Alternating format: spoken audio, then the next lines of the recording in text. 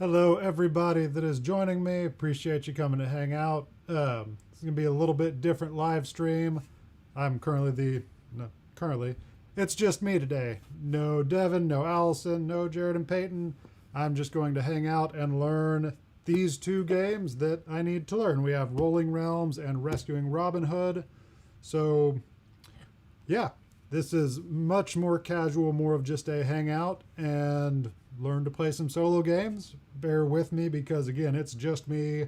Allison is at home working on another project, so I don't have anyone tweeting stuff out, managing social media, all of that. So I'm going to do all of that myself, and this may end up just being kind of story time with rule books. So I'm going to start out with Rolling Realms from Stonemaier Games. I've seen tons of stuff about this. Huge roll and write fan. If you know anything about us, Allison and I love Railroad Inc. Pretty much any railroad or any, yeah, I'm all alone. Any roll and write games we're huge fans of. All the clever games, stuff like that. So we're going to learn Rolling Realms and then Rescuing Robin Hood, which has a couple of different solo variants. I'm going to basically play a two-player game and just control both characters myself. So I'm excited to jump into these. Again, this is going to be a very casual, laid back. Would love to know what you're doing on this beautiful Friday. If it's beautiful where you are, it's a great day here. So let me know what you're doing, what your weekend plans are, what games you are playing, and I am going to learn Rolling Realms from Stonemaier Games.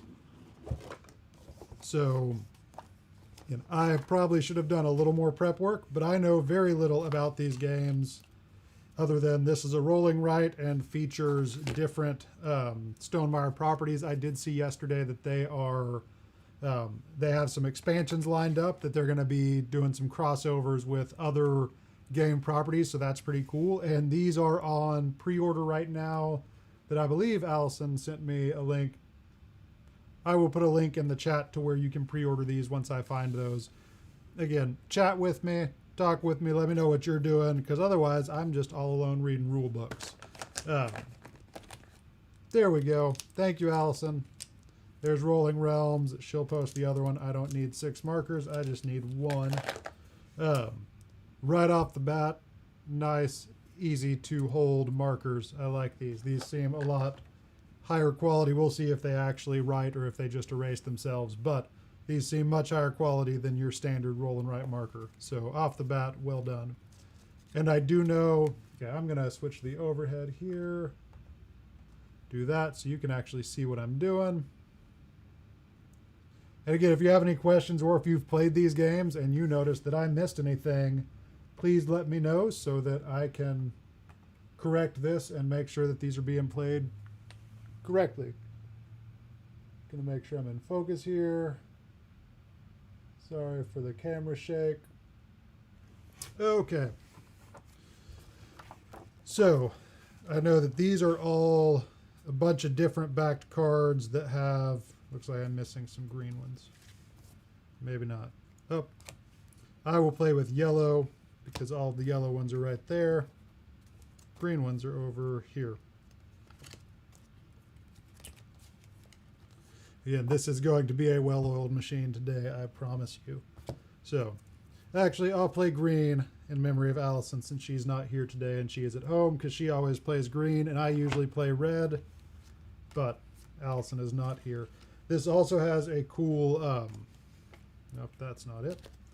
This has a couple of different solo modes. It has the solo mode where it is just the normal game and you're playing to beat your high score. It also has the solitaire mini golf, where you have this little mini golf course, which I am not going to play today, unless I finish up everything else quickly and have time. Then we'll come back and play the mini golf. I'm just going to learn the standard game. And before we do, I'm going to shoot a tweet out letting them know that I'm live. I've been live tweeting my day today. So that's been weird. Man, this is super out of my comfort zone if you can't tell. I'm not a huge just sit alone in a room and talk, so bear with me.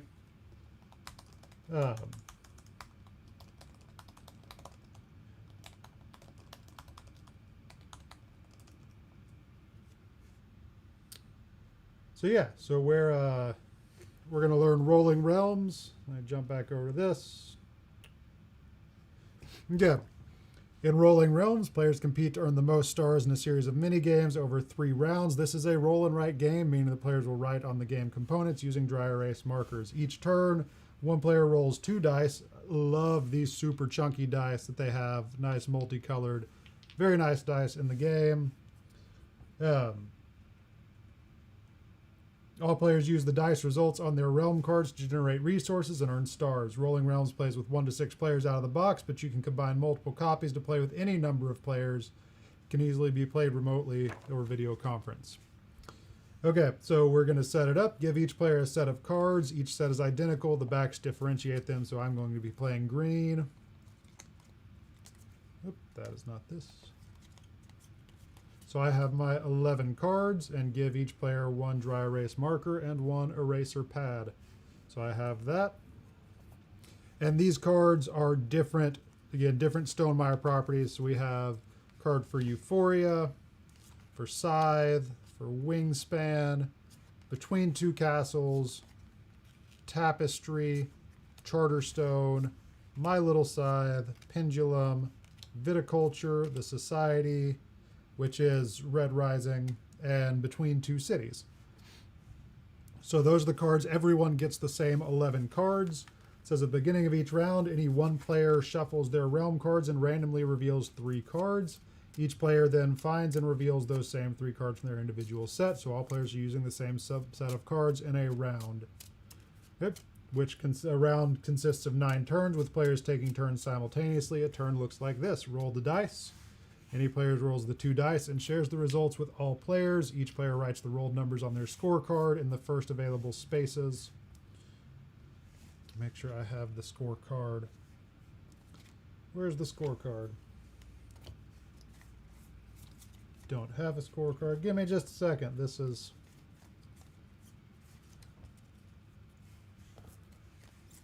There we go. I have my green scorecard here. So... Again, bear with me. Okay, so I rolled a 6 and a 1. And I'm just going to kind of learn this as I go. And if you've played this and I mess anything up, please let me know. So I rolled a 1 and a 6. And then, okay, so I roll my 2 dice, put it in there, activate realms. You may use each dice once, each in a different realm. You may not activate the same realm more than once per turn. You may spend resources anytime while activating realms. If you cannot use a die as rolled in any realm, you may instead gain a resource. And if you're just jumping in, I see a few people, we just had the viewers go up. I'm playing Rolling Realms right now. This is going to be a very casual stream. Would love for you to chat with me. Let me know what you're playing this weekend or today if you're playing anything. But basically, I need to learn these games, so I figured I would jump on and chat with whoever wants to chat and also check out these games. So right now, I am learning the solo version of Rolling Realms, which plays, as I understand, just like the normal version, unless you're playing the Solitaire Mini-Golf version, but I'm just learning the regular version. So we're learning Rolling Realms. If you've played it and I get anything wrong, let me know. Okay, so I know I need to lay out my three random realms. So I have Wingspan, Scythe, and Between Two Castles. I'm going to scoot everything up here just a little bit.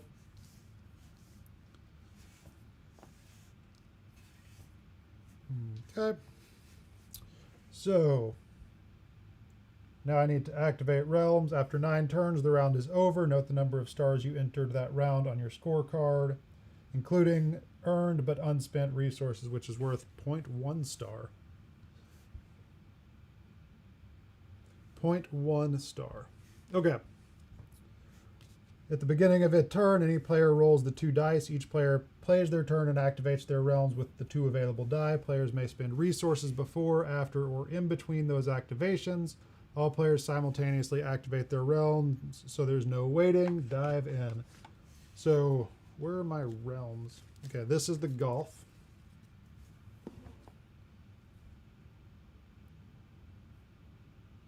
Okay.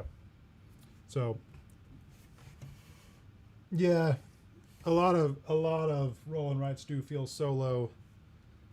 I'll put this box up here since this doesn't take up a whole lot of space, so we can. Oh, takes up more space than I thought. Can we see what we're playing? There we go. Got it all nice and organized.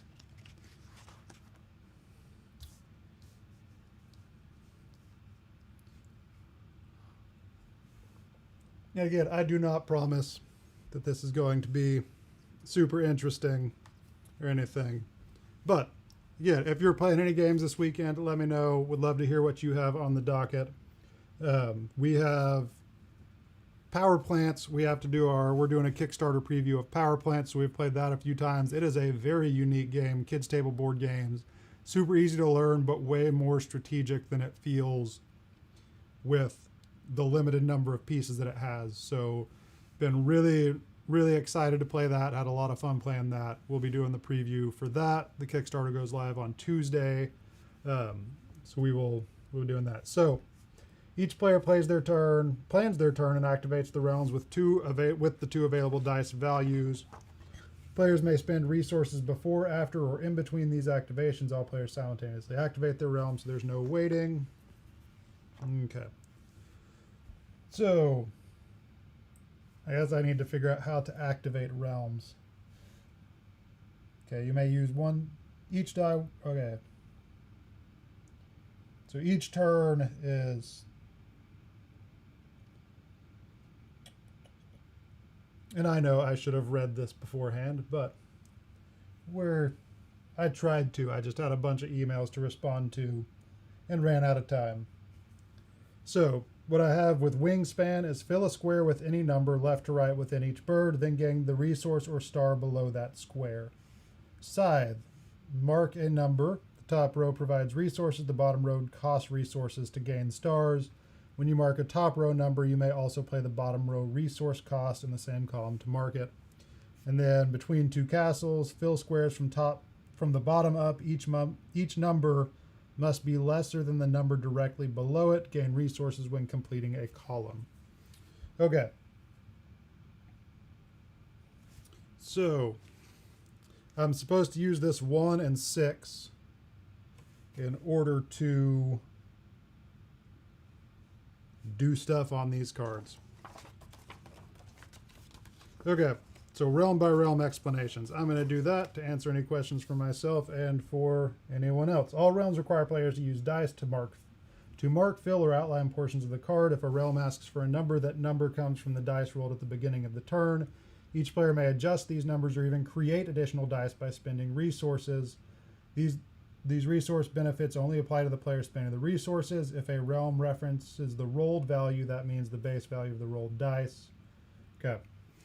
So between two castles, I'm filling squares from the bottom up. I got that. Numbers on top must be lower than the numbers below. When you complete a column, gain the resources noted at the top of the column. The doors are considered filled. So these two are considered filled. And then I'm going to be working from the bottom up, getting smaller as I go. So I score 1 star per column or per completed row. Each castle has the potential of being worth 3 stars. How does each castle have the potential? Oh, completed row. Got it. Okay. And then my question is, okay, the resources. Okay, so I fill this, I gain resources. I'm way overcomplicating this in my head. Looks like I fill this, I gain resources when it's done, and then have a handy reference card that tells me what the resources do. That is what I was looking for. Okay, so I gain a resource. The pumpkins adjust a die by plus or minus 1.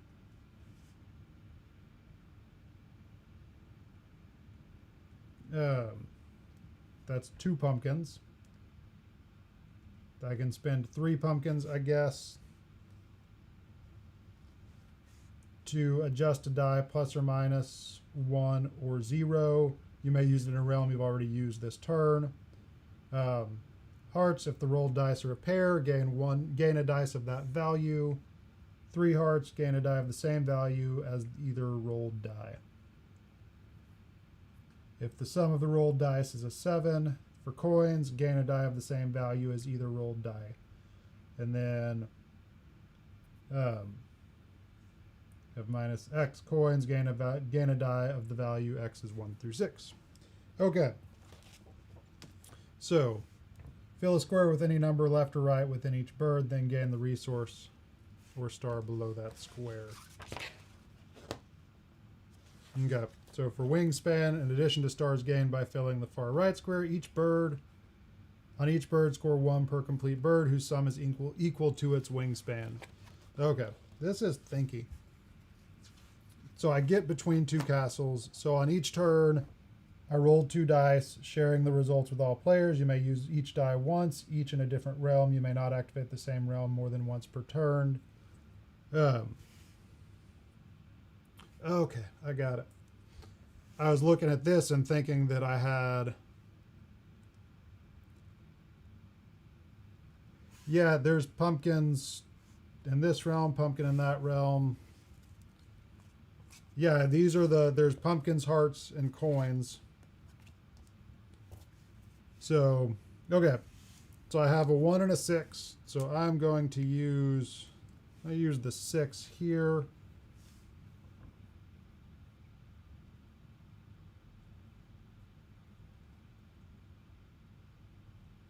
And it says I can use each dice in a different realm. Doesn't say I...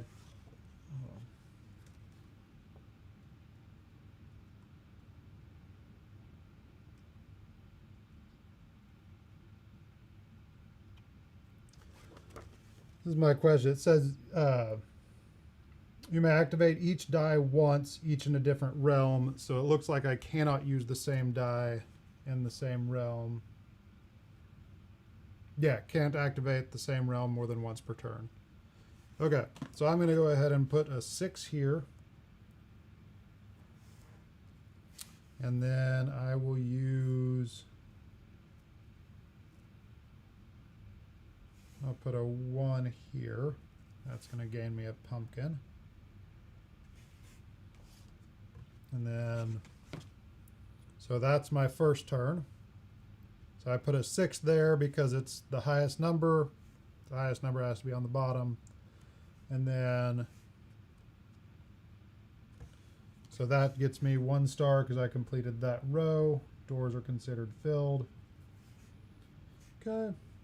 So for pumpkins, okay. So I'm filling up all these pumpkins. I can spend 2 pumpkins to adjust a die by plus or minus 1. Okay. And then if I spend 3 pumpkins, I can do it in a realm that I've already activated. So that was my first roll. Second roll is a 1 and a 3.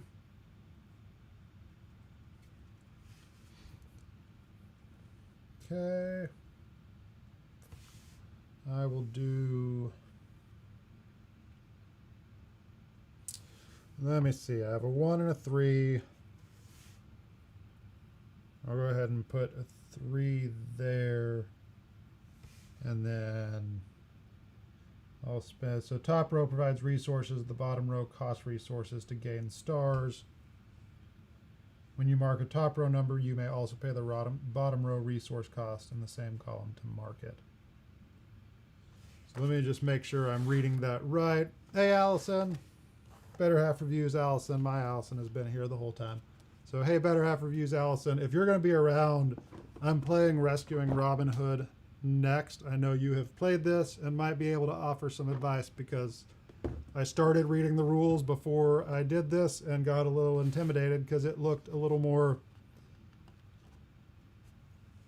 rules than I was expecting from it. And so, okay, I've got a 3. Let me check this. Have scythe. Mark a number in the top or bottom row. You gain resources from the top row, but you must spend resources in addition to using the die.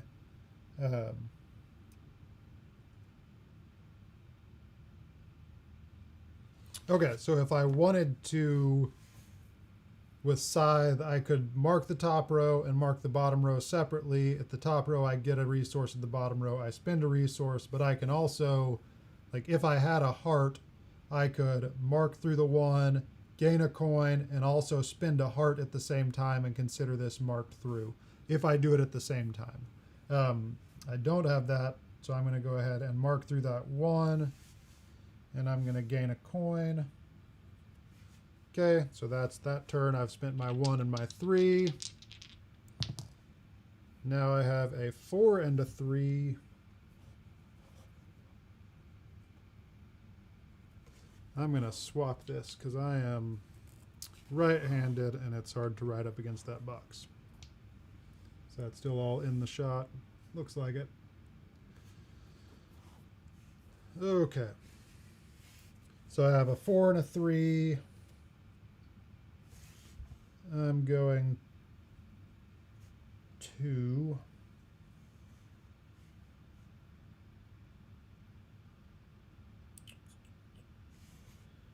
go ahead and put my 4 there, gain a coin, put my 3 there, and not get anything. Okay. Now, so that's that turn. I'll roll again, have a 1 and a 2.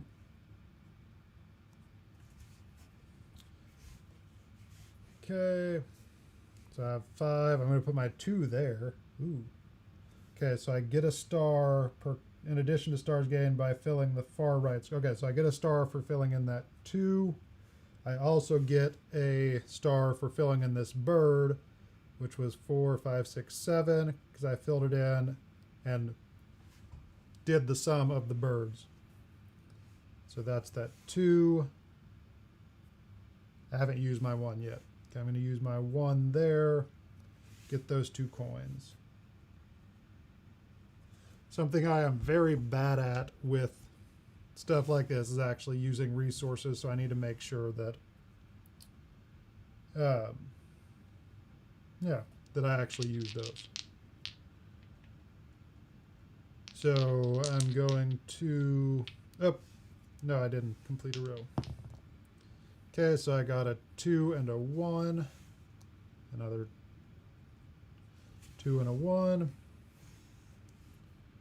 Okay, I'm going to mark out this 2, going to gain a heart, and I also have, I can spend a pumpkin on that same turn, mark out that 6 in the pumpkin, and gain a star. Okay, so that is, did I spend my, no, I just spent the 2. Still have a 1 to spend. I'll put a 1 there. That gets me 2 hearts. Good. Got a 6 and a 1.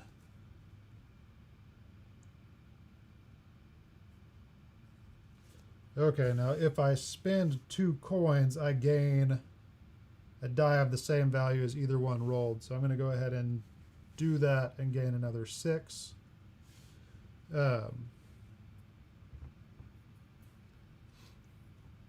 So I'm going to go ahead and use that 6 there. Gain a pumpkin. Then just put my 1 there. Gain another pumpkin. And then I'm going to spend 2 coins because I rolled a sum of 7. And I'm going to gain another 6, which I'm going to use right here to get a coin. So that is that roll. So I've done 6. I do 9 per round. Okay, so I have 6 and 4. Okay, I will.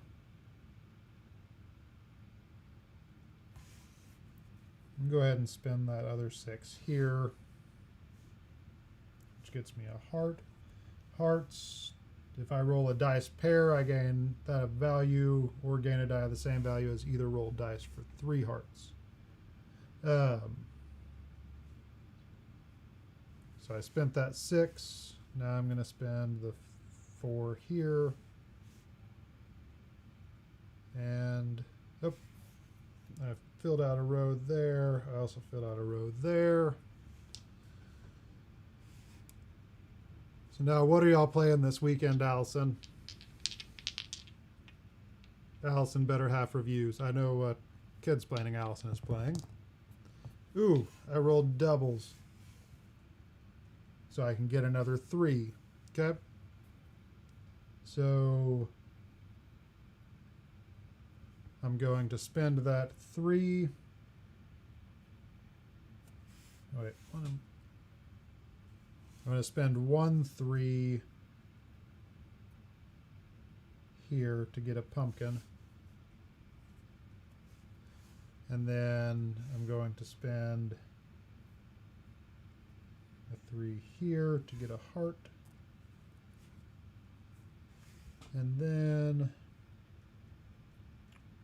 yeah, that's that turn. Oh, forgot to write it down. Okay, so I only have one more turn to do. I'm going to spend 3 of these pumpkins to go ahead and adjust a dice by 0, but use it somewhere that I have already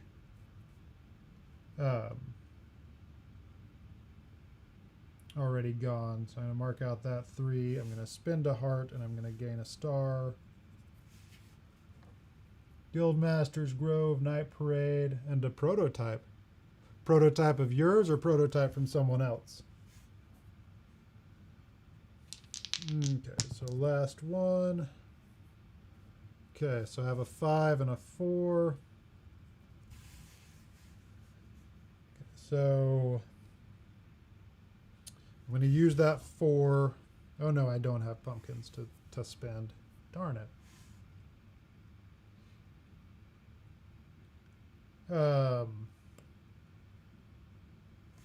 Ooh, that wasn't good.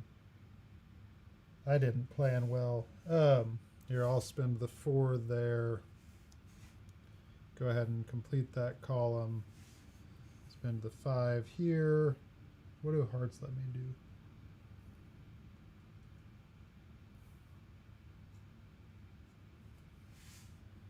Okay, I will do a heart, and then I'm going to spend 3 to gain a dice of either 1 rolled, which isn't really going to get me anything. Or, good, so that's 5. I'll do another 5. Okay, so I get a star there. So I've got, that's the end of round 1. Got 1, 2, 3, 4, 5, 6, 7, 8, 9. So round 1 was 9. Okay, resources don't carry over. Unused resources are 0.1 star each. So I have 1, 2, 3, 4, 5. So I have 1, 2, 3, 4, 5, 6, 7, 8, 9. 9.5 is my round 1 score. Someone else's doesn't have an official name, but its stand name is Gadgets from Elixir Games. Okay, sounds like fun. So we've got 9.5 for round 1. I have no idea if that's good or not. I'm sure there's a table in here somewhere that tells me I did terribly, but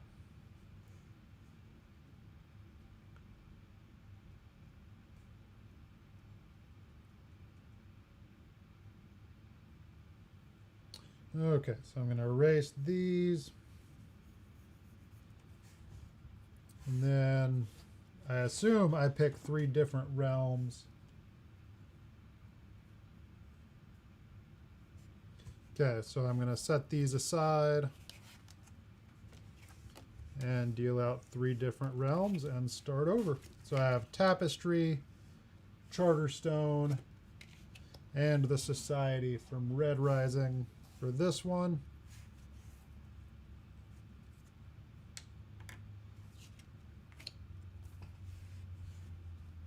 I get in trouble for saying this, but we've never played Everdell. So there's just way too many games out, and we can't play all of them. So, okay, just a second. I'm going to tweet out a couple things and then start round 2.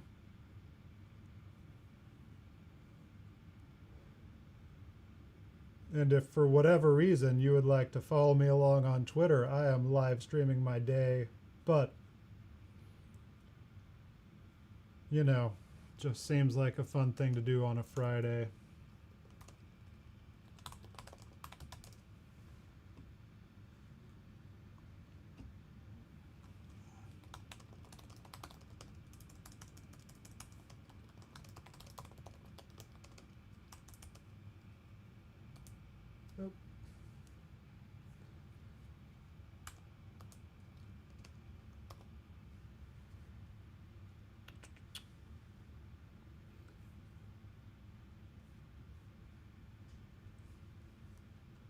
Let's see. Oh, Allison already shared on Facebook that I was doing this, so I need to share that also. Oh, I don't think that worked.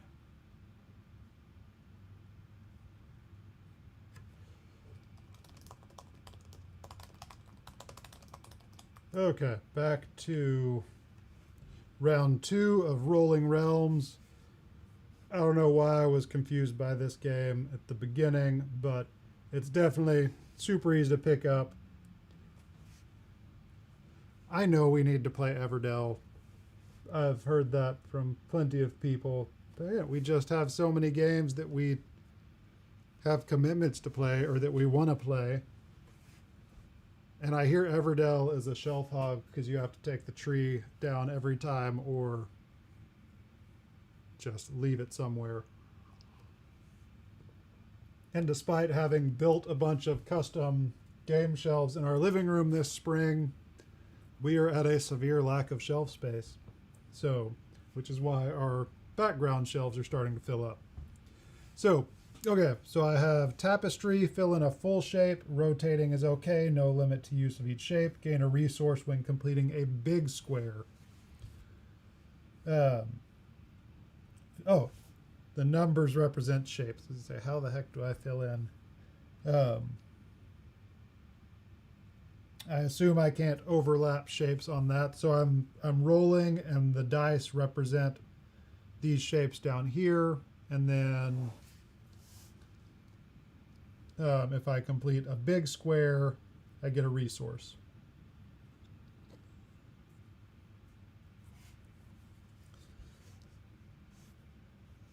So Charterstone, either use a number to mark a building and gain a resource, then note the other rolled die on the crate. That die remains available for another realm.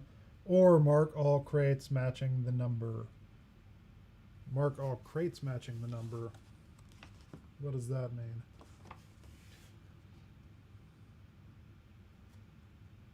Okay, either use a number to mark a building and gain a resource, then note that other rolled dice on the corresponding crate.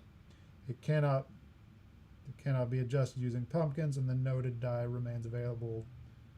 Or when one or more crates are filled, instead mark a number. Use a number to mark all crates matching the number.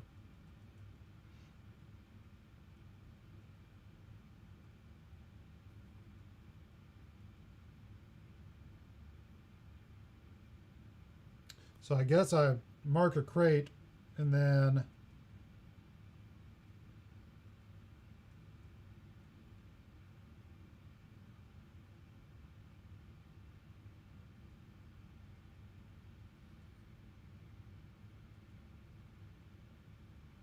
I'm confused by that. And I may be overthinking this. So either use a number to mark a building and gain a resource, then note the other rolled die on the crate. That die remains, or mark all crates matching.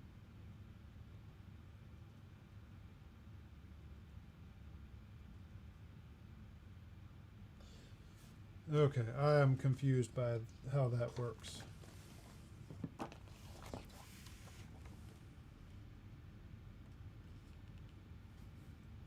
They have Charterstone in the example. Value is 6. He marks the 6 value building, gains the indicated coin by circling it on his resource card, and then notes the value of second die 2 in the crate below.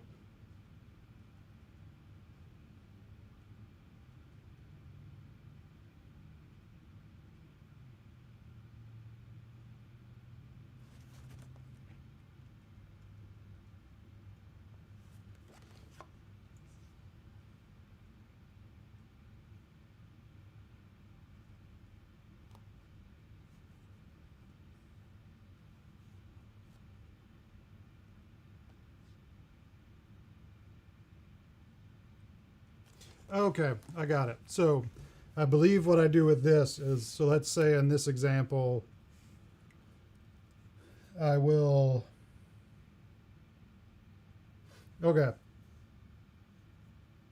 So I'm going to roll, I have a 4 and a 1. So if I marked the 4, I would put a 1 there, and then I can use, next time I roll a 1, I can use it to mark through that. And I score for the marked crates with a number. Got it. Okay, that's not what I'm going to do, but I will keep this 4 and 1. So tapestry, I'm trying to fill in shapes, and I assume I cannot overlap shapes. Yep, can't overlap completed squares. And then the society, fill cards in any order. Each card number must be lower than the number directly above. Gain a bonus when completing a row. Okay, so cards have to be, numbers have to be lower than the number above it, and gain a bonus when completing a row. So I have a 4 and a 1. So let's see. I think I'm going to use the 4. Do that. I gain a heart. And I get a star.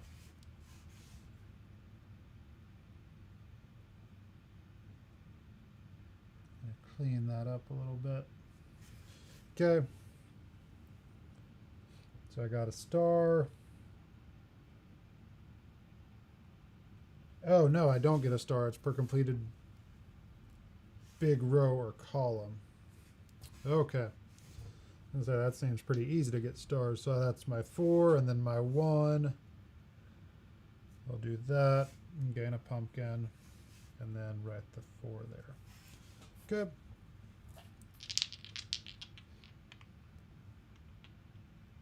I didn't have a Wookiee today, Chris. I wish I did, because right now I just have to talk through what I'm doing. I got a 3 and a 1 this time. So, yeah. Thanks for hopping in, Chris. How's your, I miss you played games. What'd y'all play last night, Chris? I saw it, but I'm having trouble. And who won? I saw you were playing with Beth last night. So I got a 3 and a 1. Let's see, 3 is this shape. I'm gonna do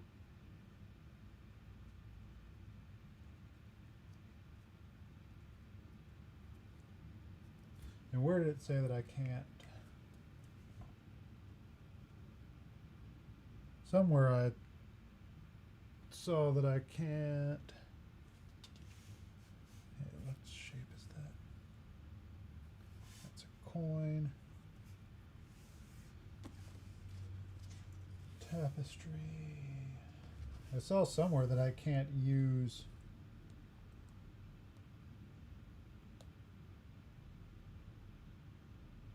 Okay, I can't adjust the crate number. Kabuto Sumo. Yeah, Kabuto Sumo, I wish we had backed that. We got a prototype of it for some photography. We did a shoot with it, but didn't end up backing it, just weren't able to at the time. And I think we have Kill the Unicorns coming, but have not played that yet either. But I've heard good things about both of them. Okay, so I used my 3 there. Now I can use a 1.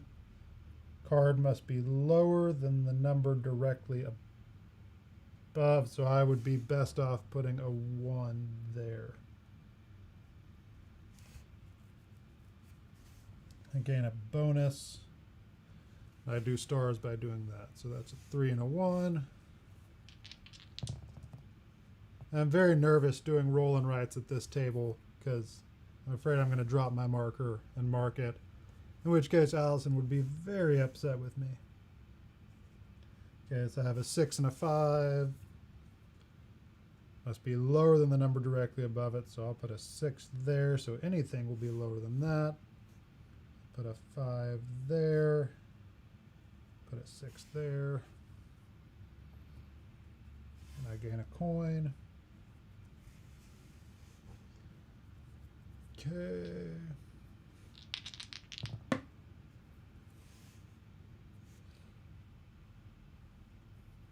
Okay, so I have 4 and 3. I'll put a 4 right there. And I'll put a 3 right there. Okay. That's my 4 and my 3. I gained a heart. That's all I gained. Yep. So I have 4 and 3 is 7, so I could spend that and get another dice. The same value is either rolled.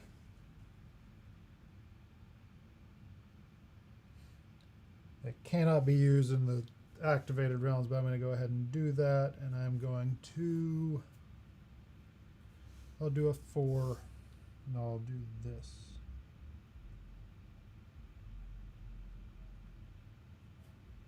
Again, a coin.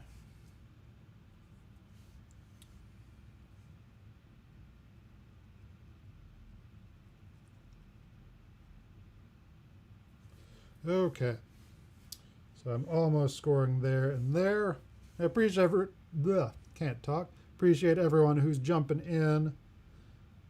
Playing Rolling Realms right now solo. After this, I'm going to learn how to play Rescuing Robin Hood so that I can teach the family how to play that this weekend, and we can play that. Both of these are on pre-order. Allison pinned at the top where to get Rolling Realms, but not where to get Rescuing Robin Hood.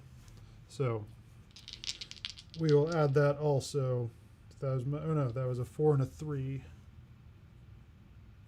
Can't forget that. Okay. Now I have a 4 and a 2. So 4 and 2. I'm going to mark off that 2, get a pumpkin, and put a 4 there so that I will be able to mark off lots of 4s. Okay.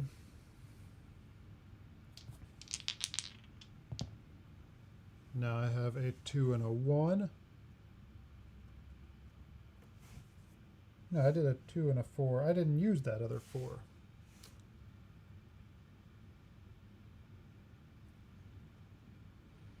I'll put that other 4 right there.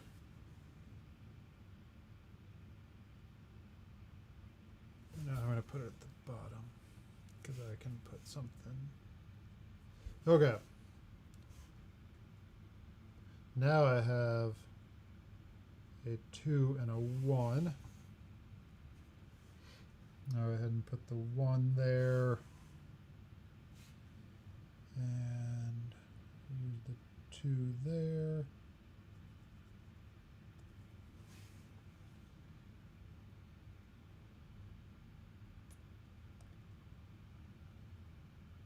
Okay.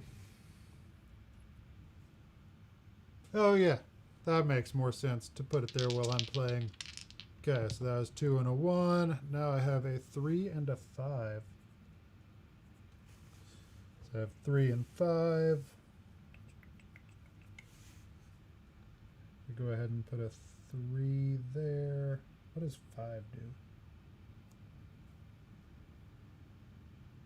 5 takes up a lot of space. I'm going to put a 5 there. I'm going to use the 3 over here.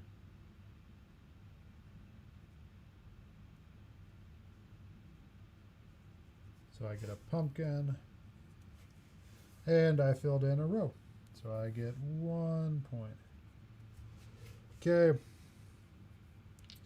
I'm getting close to the, oh, I filled up that row, so I get a heart and a coin. I'm getting close to the end and don't feel like I'm doing that well. So I have a 2 and a 1. Okay. I go ahead and put a 1 there. So that gets me 2 pumpkins, a heart, and a coin. And then, so I did a 1 there. Now I need a 2 somewhere. And I do a 2 there. Okay, and that gets me a pumpkin. And now I get a 5 and a 5. So what is that? If it's a dice or a pair. Okay, so I get a 5 in every, oh no. Okay. So I got a 5. I'm going to spend 2 pumpkins to adjust a die down 1. Turn one of those 5s to a 4. So that gets me 3 stars. Oh. Didn't do good there. But, oof. Okay, I'll go ahead and use a 5. We're gonna adjust that down 1 again. Use a 4 over here.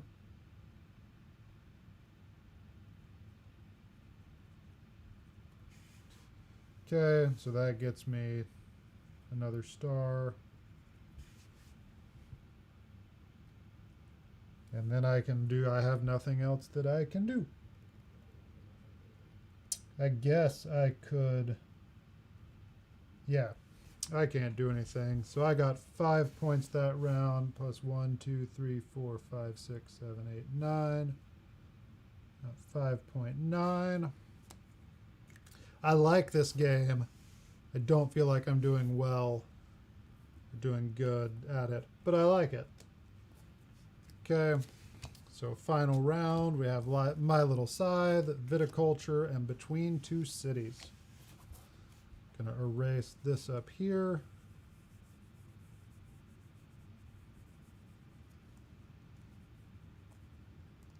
Without getting anything on the table, clear off my resources. And start my last round. So I have done rounds 1 and 2. I have not checked the chart to see how bad I'm doing. But we have dice are 1 and 2, and I should probably check and see how to play these. So make a hex and gain a pumpkin or a heart, gain a coin when complete. Mark a hex and gain a pumpkin or heart. Gain a coin when completing a matching pair of hexes. Score 2 stars per resource type, pumpkins, hearts, and coins, for which you've gained at least 6 resources this round from, wait. Okay, so if I mark a hex, I get a resource. If I mark 2 of the same numbers, I get a coin, and then I get 2 stars per resource type that I've gotten 6 of this round from all of the realms. That seems hard. Okay, viticulture, either gain a grape where I outline it and a resource, or use the sum of 1 die and the value of at least 1 gained grape to mark a wine order equal to or less than that sum. So sum of 1 die and at least 1 grape to mark off equal to or less than that sum. Okay, I think I get that. Then fill a square. The same numbers can't be orthogonally adjacent. Gain resources when completing a row or column. And then Score stars equal to the lowest score at the other two realms.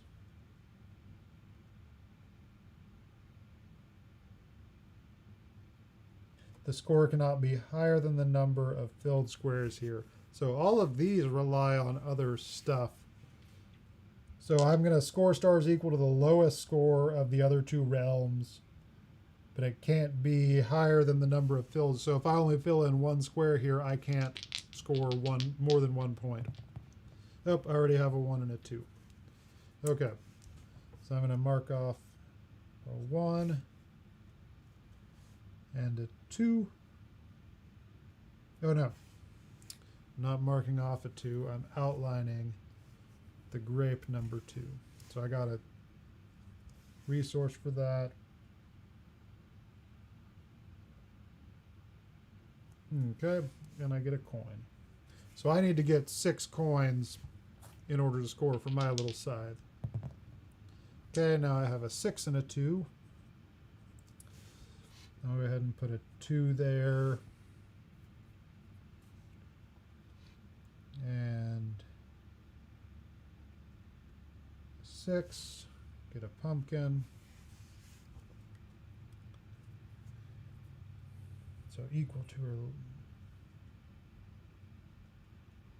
or... Oh, I need to mark off a wine order equal to...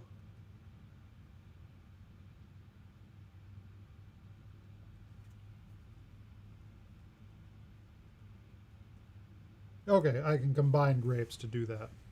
Okay. Let's say it's a wine order equal to or less than that sum. So the sum has to be greater than, so I can mark off multiple wine orders to do that.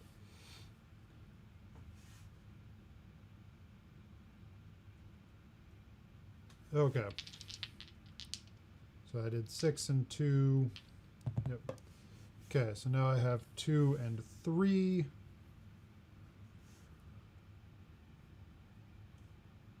So I'll do the 3 there, and then I will go ahead and mark off the 6 and the 2, that's 8, and then my 2 makes 10.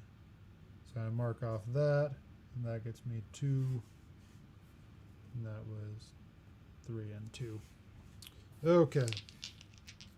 So now I have 4 and 1. Once you actually know how to play, it goes pretty quick. So I'm going to mark off the 1 there. That gets me a coin and a heart because I had matching numbers. And then 4, I'll go there. And that gets me a pumpkin and a coin. Okay, I need more hearts. Okay, I have a 1 and a 1. So if rolled dice are a pair, gain a die of that value. Can't really do anything with that because I don't have enough hearts. So I'll do that. I'll gain a coin. And then I'll do that. And that's that. Okay, so I have 3 and 1.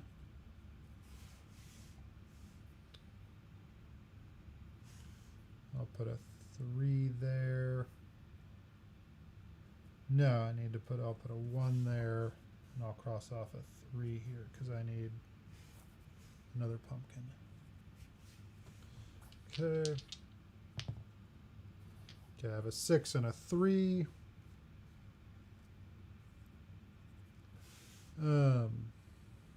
I need hearts, so I'll mark off a 6 there. Get a heart, and then I'll mark off the 3 here and get another heart. Okay, I have a 3 and a 1.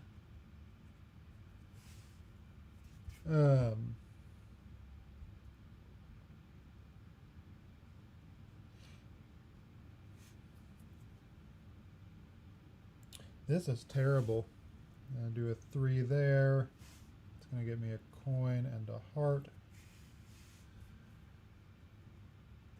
I'm going to adjust this by, adjust that up, get a 2. So that's 4, 2y, gets me 2 hearts. Okay, so I got 2 points there. Okay, so I have one more turn to get, I could actually gain, I'm going to spend 2 coins to gain a die.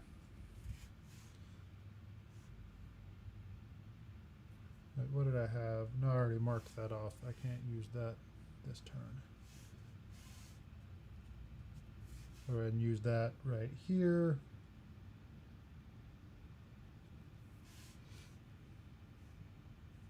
Okay, so I somehow need to come up with 2 pumpkins. Okay, so I have a 3 and a 2.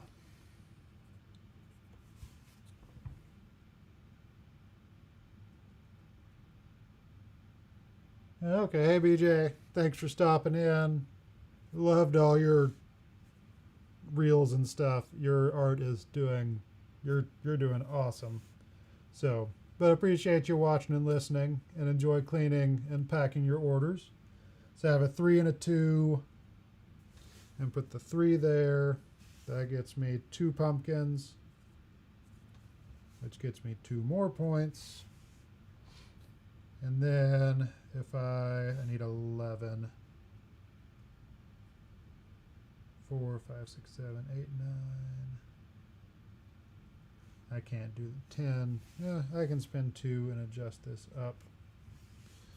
So I've got 2, that's a 3, 4, 7, 11. So I get that one and 2 more. Okay, that didn't turn out too bad. So it's equal to the lowest, so I have 1, 2, 3, 4. 1, 2, 3, 4. So I have lots of leftover hearts.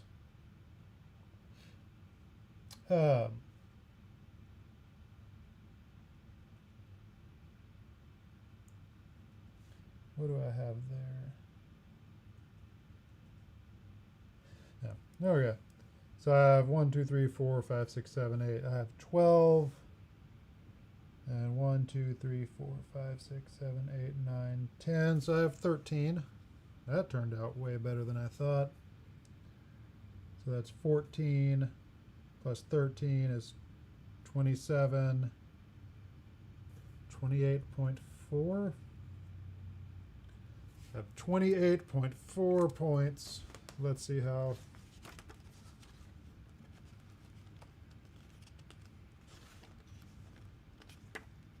I thought there was a table in here, but there may not be. I guess that might have been on the golf one, that there's a table to tell you how good or bad you did. So first game of Rolling Realms, got 28.4 points. I'll go ahead and log that and just see so I don't forget.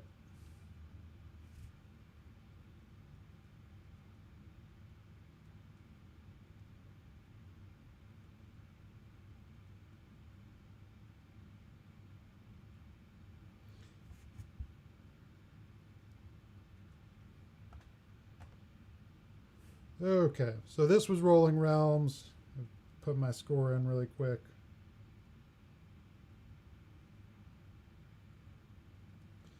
Uh, 28.4. And I have no idea if that is a good score or a bad score. But we did it. So I'm going to erase these really quick without getting anything on the table, and then figure out how to play Rescuing Robin Hood.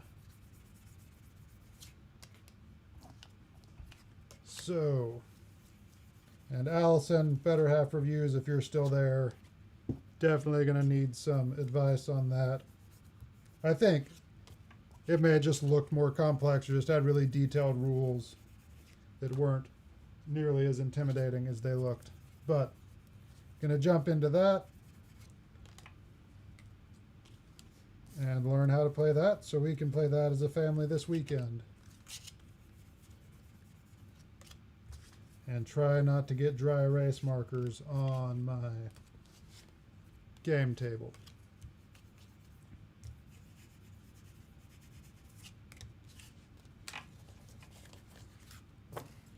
Okay. I'll put these away. There's the solo golf cards, the yellow cards. I do want to play the mini golf one, just not today.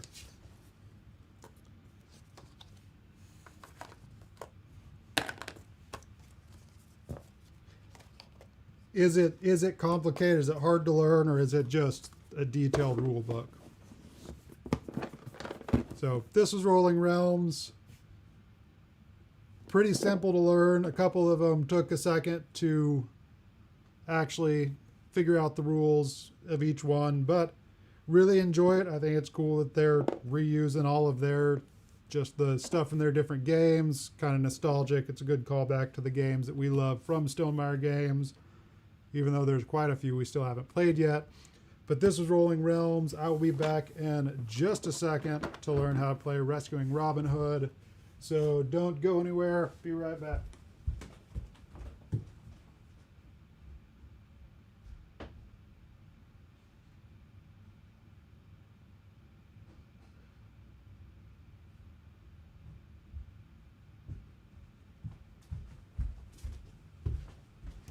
Okay, I refilled my coffee as absolutely fast as I could. And now I'm back. So we are going to play Rescuing Robin Hood. Yes, so Allison just posted a link to that. This one hits retail, I believe. I want to say the 29th, something like that. So there are a couple of different solo options for this game. There is one where you just play straight solo and you make adjustments to the rounds and things like that. I should have watched your review to prep for the game. I should have done a lot of things to prep for the game and not just said, hey, Allison, make me a thumbnail because I think I'm going to do a solo stream while I learn these games we need to learn. So yeah, this was kind of a spur of the moment decision a couple hours ago to go ahead and do this. But we're having fun. So, just a second. So, I'm going to learn how to play this. I'm going to play the variant where you just play two players and take their turns. Basically, one person controls two players, so it's the same setup as a two-player game. I'm going to go ahead and switch to the overhead. Okay. And hopefully this... Oh. You're seeing a messy box. We had this all neat and tidy, and then it got shuffled around. So I think these are, here's Nottingham Castle, and here are all of the cards. That feels a little dark.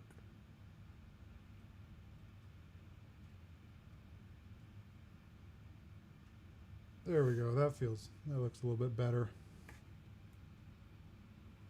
Or maybe the brightness on my computer was just turned down. So, okay, so I know I'm going to need two different score trackers because I'm playing two different characters. Don't know what that is.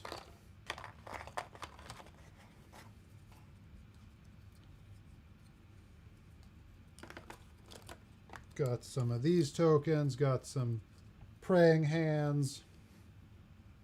Make sure I'm not putting stuff out of the screen. Got food.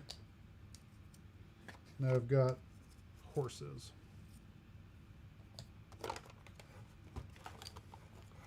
The first player token, which will be me.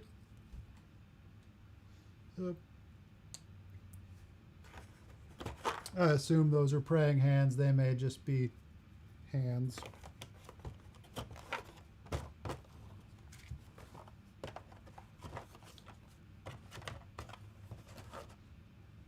Okay. So, we'll see how this goes. This may be a little bit heavy of a game to try and do on the fly, but we'll see. Okay. So, let's check out the flavor text.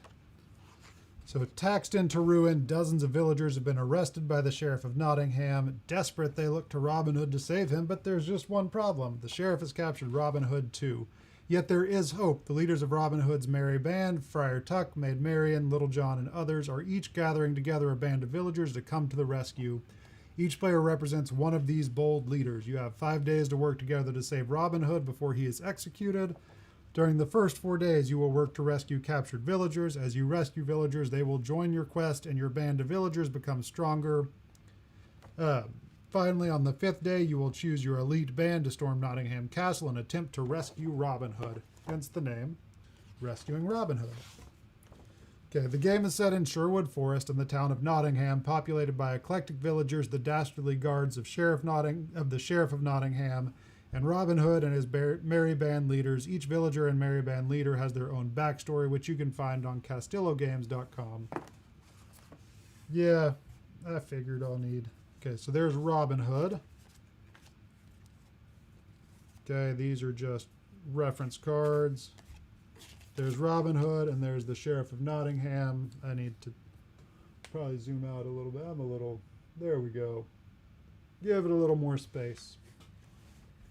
Okay, so I have the Sheriff, and I have Robin Hood. Okay, each villager card is marked with their attributes and skills. Wit, stealth, brawn, and jolliness can be used to attack the guards in the castles. Any suggestions of who to play with? Let's see. Use resources from your band to defeat guards who are holding townsfolk hostage. The different attributes can allow unique abilities when going after guards. The jolly attribute is a wild. So I'll have that.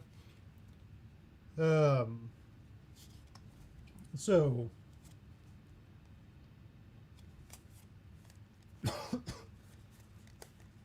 we have Little John. We'll play with Little John. So I'm going to play with two characters,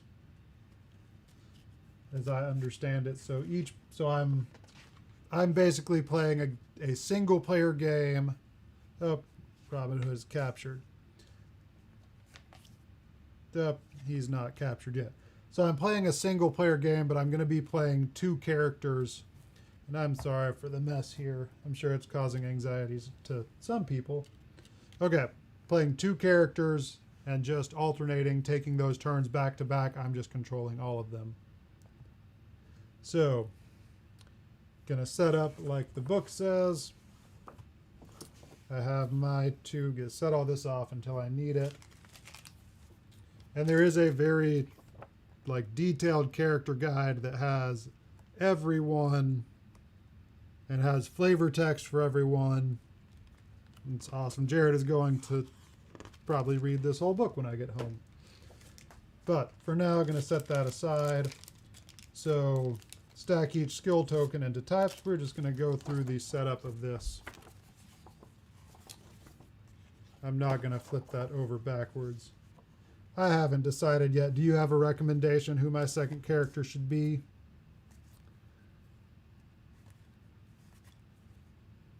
Will Scarlet is sneaky. I gather that might be helpful.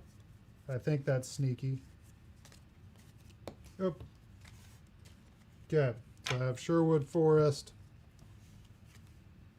And then he gains 1 scouting, it looks like.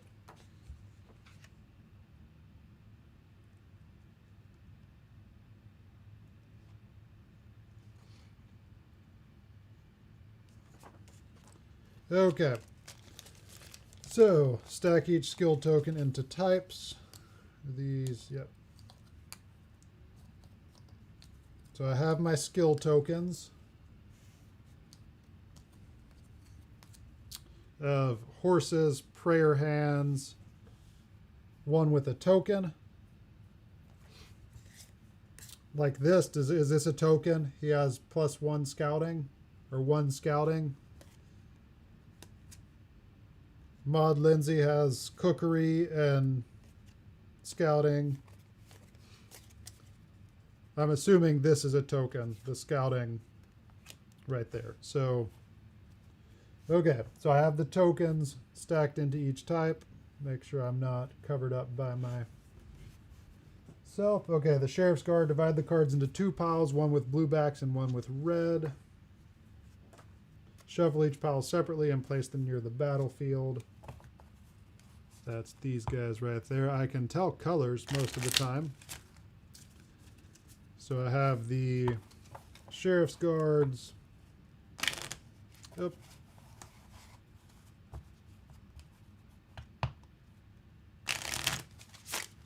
Okay.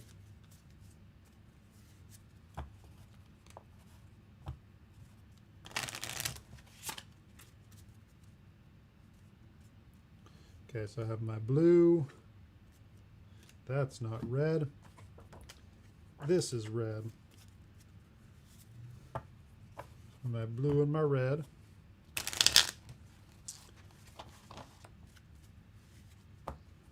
I hope I'm not causing anyone too much anxiety by bridge shuffling these cards, but I don't have a card shuffler.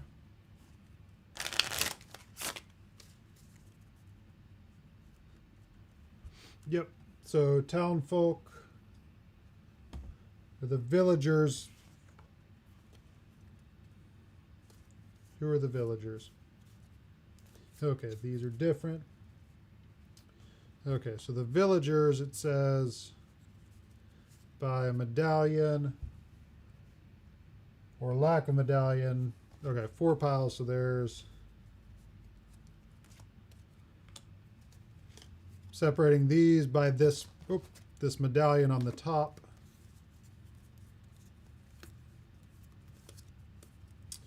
Oh man.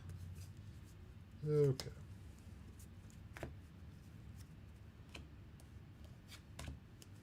Or by no medallion.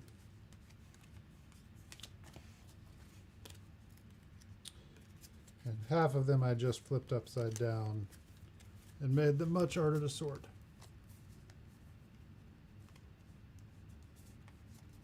Okay, so these look like they're pretty much all no medallion.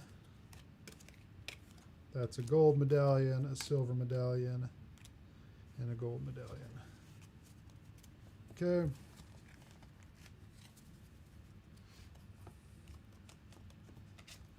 So, step 3, so I have bronze. I need to swap here so I can see what I'm actually doing. Yep. Okay, so I have my bronze, silver, and gold. And then the rest of these guys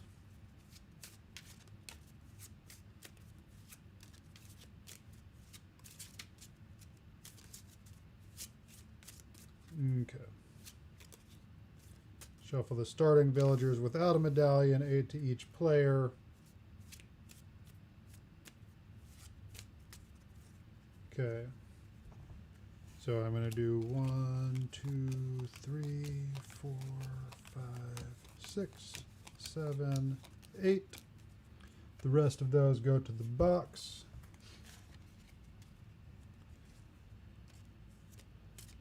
Okay, so these starting villagers, I'm going to go 1 beside each player. Again, I am playing a single player game like a 2-player game. So I have my player 1 and player 2. I need a little more space. We'll do Little John here, and Will Scarlet over there. Okay, the Major Oak. Place the Major Oak board above the battlefield. This is where you will place villagers you rescue. That's this guy right here.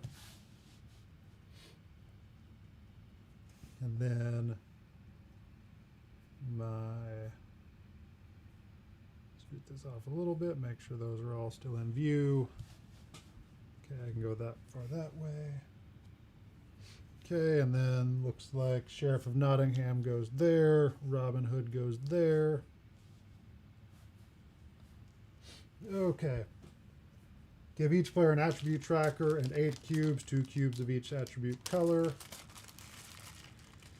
So I'm going to get 2 green for this guy, 2 yellow, 2 blue, and 2 red, and 2 blue, 2 yellow, 2 red, and 2 green. Good. Got my attribute trackers.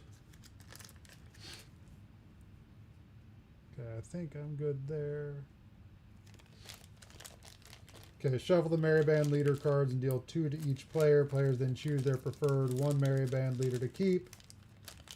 Okay, I should have dealt these separately, but I'm going to go ahead and keep those. Okay. Return the other cards to the bucks. Let's see, looks like Sherwood Forest goes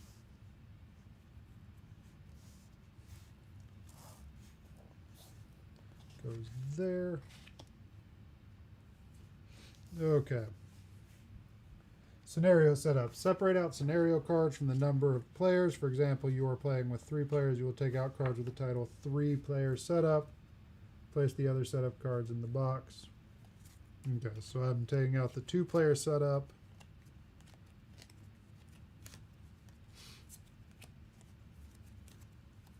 Again, I have not played this at all, so we're going to be learning as we go.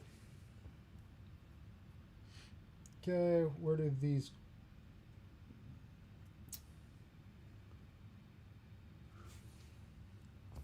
No, they're just stacked. And these challenge cards, I don't know what those are. I don't see them on the setup, but I'm sure I will. Okay.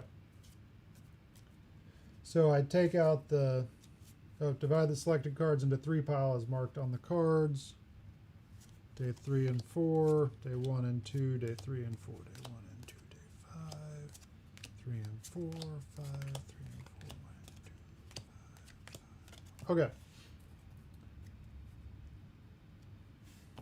So these 4-player setup can all go there. I didn't see any 3-player setup cards. Oh, they're on the back. Did I miss any? Okay, so there's 5. Okay. Okay. Divide the cards into selected piles. Take 1 random card from each pile, then stack the 3 selected cards with day 5. Okay, so there, I guess there's...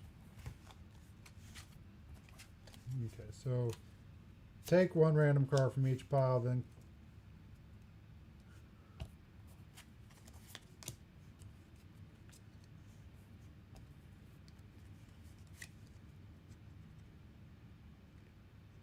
Okay, so I take those and put these on top. Okay, so the day 1 and 2 card will be visible. Okay, then I return these to the box. Just over there. Place Nottingham Castle face up at the top of the table. Place the stack of scenario setup cards underneath it.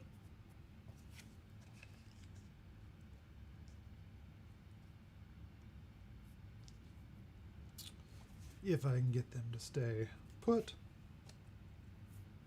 Okay, and if you're just hopping in, I'm learning Rescuing Robin Hood solo. Looks like there's some glare up there. I'm going to scoot this down a little bit. These just don't want to stay.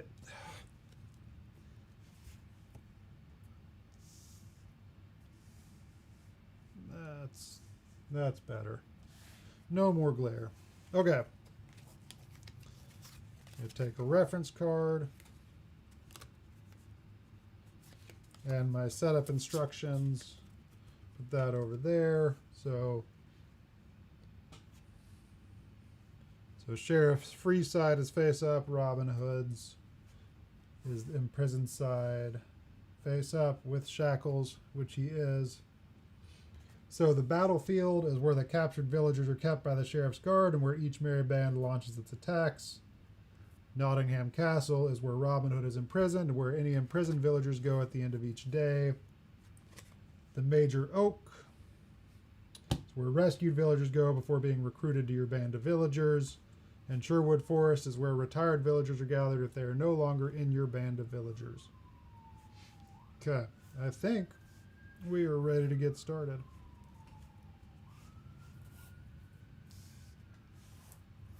Okay. So, gameplay.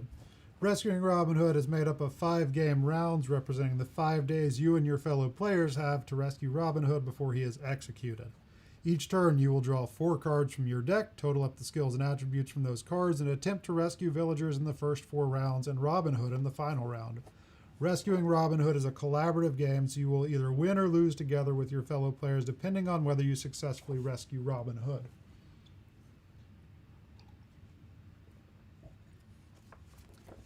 The player who most recently walked in a park or forest starts the first round. That's going to be me. I'm going to be the first player. Okay.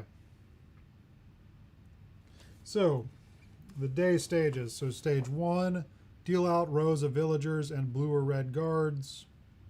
Shown on the top right of the top card in the scenario, set up stack days 1 and 2. Oh, I was supposed to pull out 1 random card of each day and only keep that 1. I pulled out 1 random card and set it aside. So,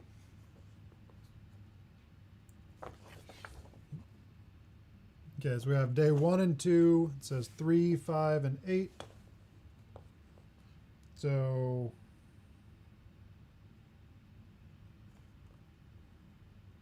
oh, I just have 1 of each. Okay, so I have 1 bronze, 1 silver. I need more room.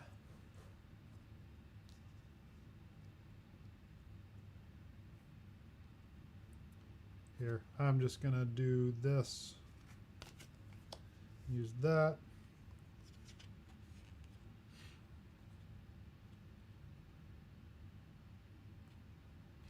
Okay, so I have those, and then I have 3 blue, 5 blue, and 8 blue. Okay.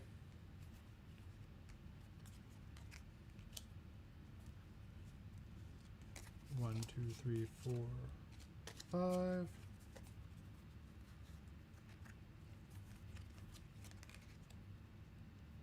And then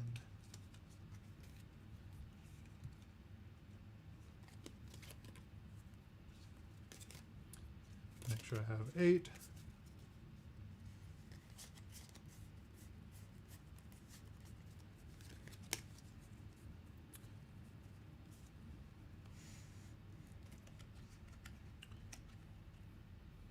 I think that works here. I can move these up a little bit. They're just going to glare, but you don't have to see anything.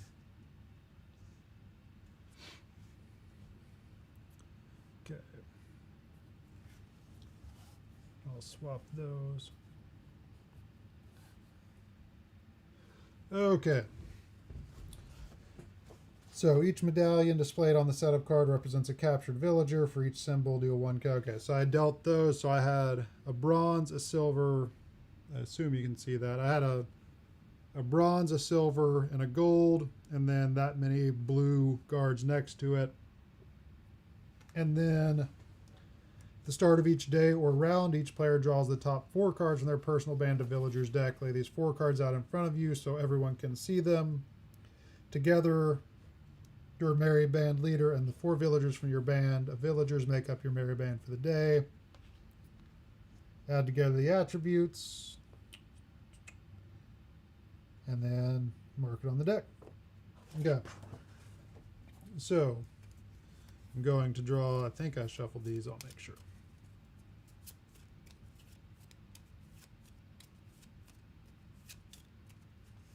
Okay, so we've got I'll scoot that down where you can still see it.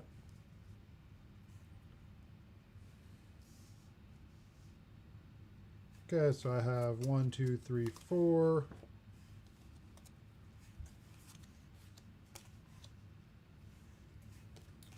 Oops, I went the wrong way. So I have Tib for Tat, I have Odo, I have Gertrude, and I have Sybil Wright. And then I have Little John. So I have 6, 7, 8, 9, 10, 11, 12, 13 red.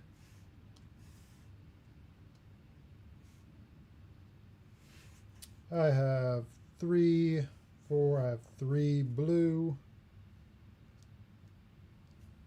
Blue is Wit. Attack a row or card one at a time, starting at the front. So we have Wit. We have Stealth. We attack any revealed or unrevealed card in the row simultaneously. Brawn. Attack all cards in the row simultaneously. Leftover brawn is passed to the next player. And then Jolliness. Before attacking, add +1 to your Wit, Stealth, or Brawn. Leftover Jolliness is passed to the next player. And then... so Stealth, I have 3, 6, 7, 8, 9. And then I have 2 Jolliness. Okay. And then we'll do the same for this guy. For Will Scarlet. So we have Hilda, Hildyard, Gamelus, and Galleon. Okay, so for this we have 3, 4, 5, 5 Wit, 7, 8, we have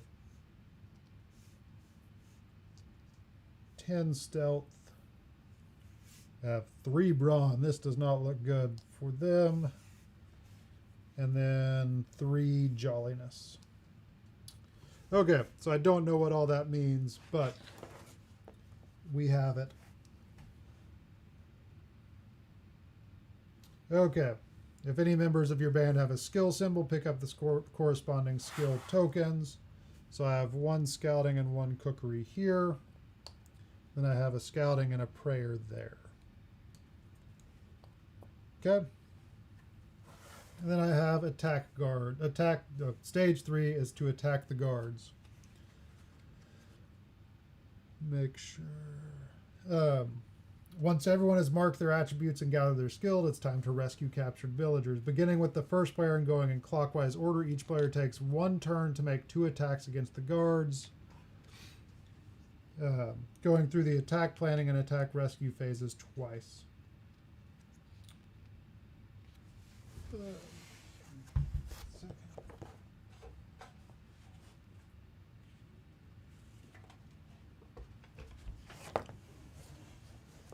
Okay, so basically I have my character set up and each character is going to attack twice. So I can use skill tokens and Jolliness before making each attack against the guards. You may use Jolliness and skill tokens to gain advantages during the attack planning phase. You may not use Jolliness and skill tokens during the attack and rescue phase. However, there will be a second attack planning phase. Skills and attributes will reset to 0 at the end of the round, so you will want to use these advantages to avoid losing them. So it looks like I lose these tokens at the end of the round if I don't use them. So Jolliness, which is the yellow track, it's basically a wild that I use on the other ones. And then if I don't use it, it passes on to the next player, and it looks like Brawn is also...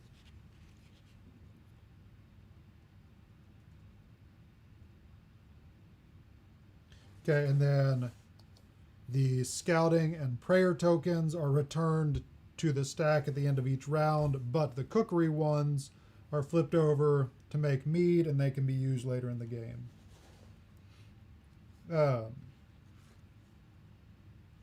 So the scouting token, I can choose up to any 2 guards in 1 row and reveal them. And then Cookery, give +2 wit, +2 brawn, or +2 stealth to any band. And then with prayer, I can spend 1 prayer token to move 1 guard to any position in any row.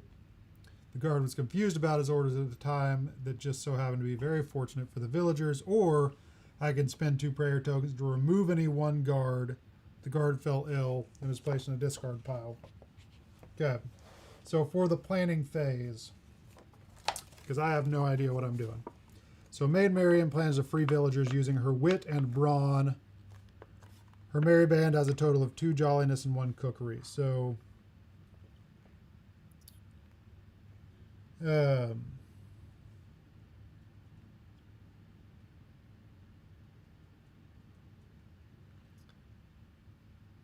I guess in order to, Allison, I'll get there in just a second. Okay, here's the attack and rescue phase. Am I spending down what's on this track to match up stuff here to defeat these guys? Is that the idea? Which I'm probably about to learn. So the attribute you choose determines the steps you take to make the attack. On your turn, you may make up to 2 attacks to defeat guards using wit, brawn, or stealth. You must use a different attribute for each of your 2 attacks. If at any time the first guard card in a row is face down after an attack or prayer token, flip it face up. So choose a row of guards and attack the first guard on the right. If you have more wit than the guard or equally matched, you successfully outwit them. Set the guard aside, but keep them in the same order. Do not discard them yet. Guards with blue backs range from 1 to 6 in each attribute. Red backs range from 2 to 9, and the average is 5. The distribution is the same for wit, brawn, and stealth. Each time you outwit a guard, choose one of the following. Continue to try to outwit the next guard in the row, or end your attack and discard all the guards you've outwitted so far. Afterwards, if the first guard in the row is face down, reveal it. If you choose to continue, reveal the next guard in the row if they are face down and add their wit.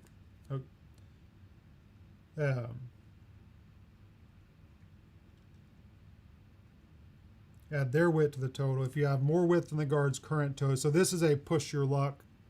Okay,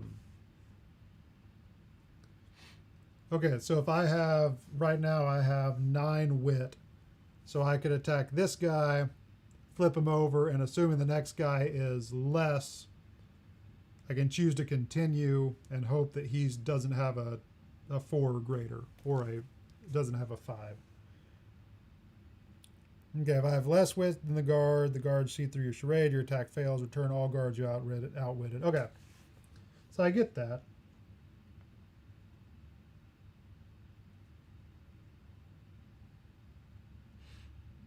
Okay.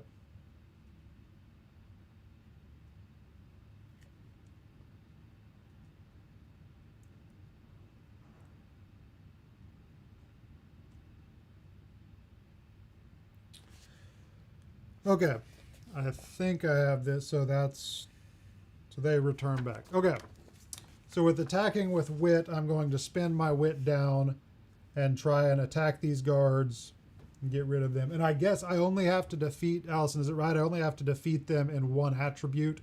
I don't have to defeat them with all of the attributes, I gather. So attacking with brawn is all or nothing. Choose a row of guards and reveal all face down guards in that row. Add together their total brawn. If you have more brawn than the total of all the guards or you are equally matched, your attack is successful. All the guards are defeated. If you have less brawn, then your attack fails. All guards remain in place.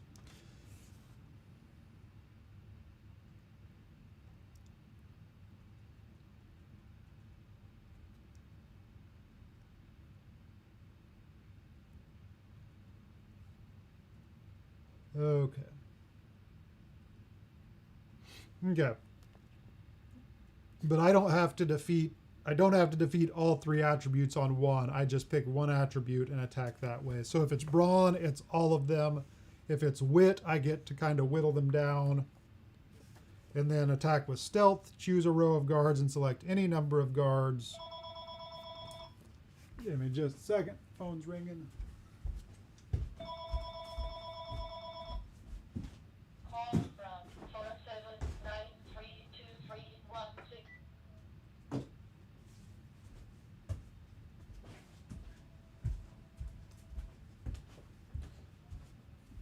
Sorry about that. It was someone wanting to sell me an extended warranty on my car.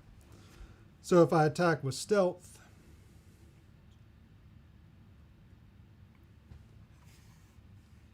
so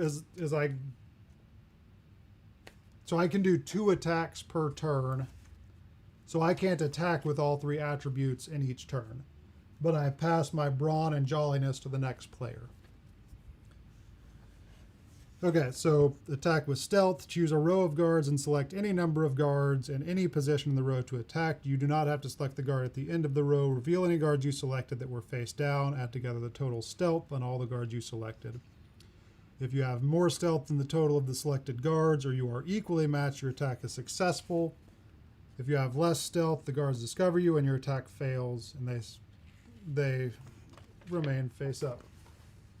Whenever you defeat a guard, remove them from their row and place them in a discard pile near the guard decks.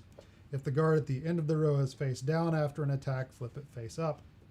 If at any time there are no guards remaining in a row, the villagers in that row are immediately rescued. Move those rescued villagers to the major oak, where you'll be able to recruit them at the end of your turn, or at the end of the round.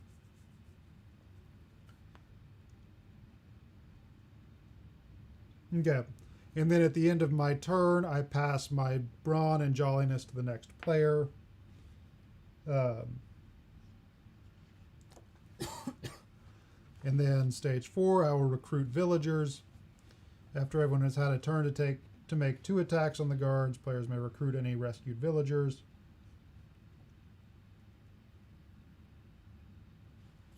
Okay.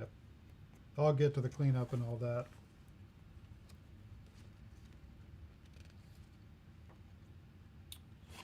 Okay. So I'm going to go through day 1 really quick and just...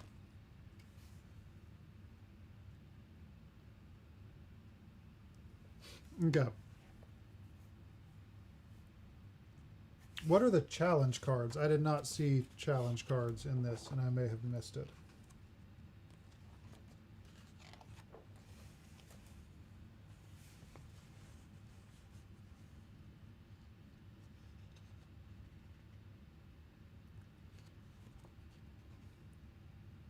So I have the stack each tile, villagers, major oak, attribute trackers, scenario cards. I don't see anything about challenge cards, so I'm wondering if that's...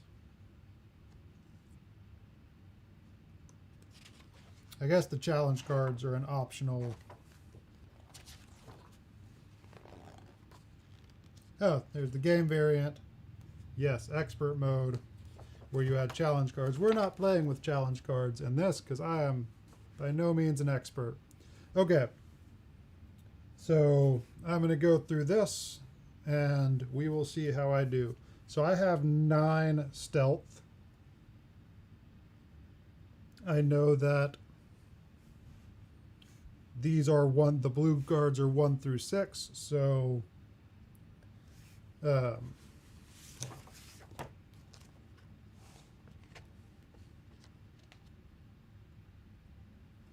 okay.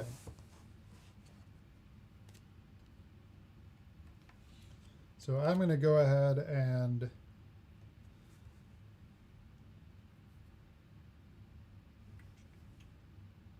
I'm going to play it safe on this round. Well, this guy is really good. And he's got a lot of... Okay, I'm going to... Oh, that's because she's gold. I'm going to go in the middle. I'm going to try and rescue this guy. So I'm going to use... Well, that's cookery.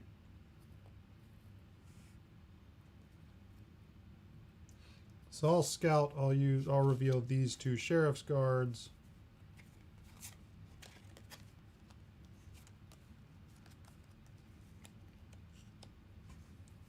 Okay. So I scout 3, 5, 9. Okay. So I can spend all of my wit and get rid of these 3 because I know that they're revealed.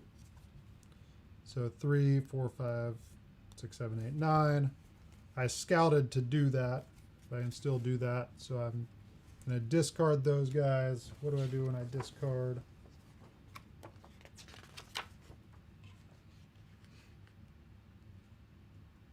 Okay.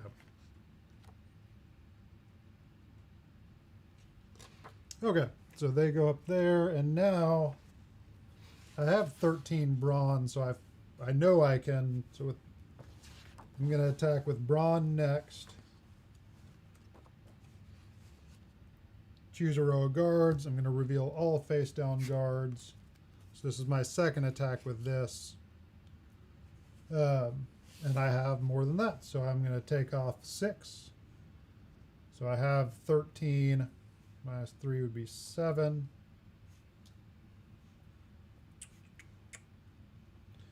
So I have 7 left. I attack them. They go into the discard. And I have rescued Ernest Lee. And now I pass on my jolliness. 1, 2, and my brawn, which is 7. So that takes it up to 10. To the next player. And there we go. So now this player is going to attack. I have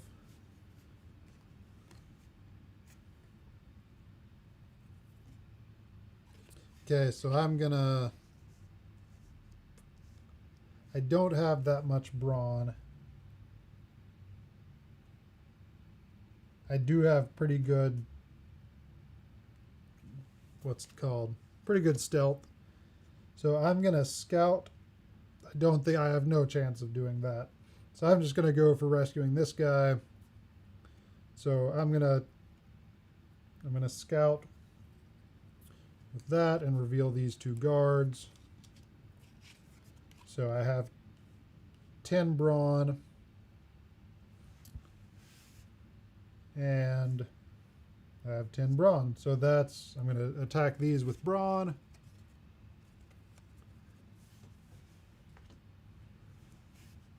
And Henry gets saved. So now, man, what are the odds of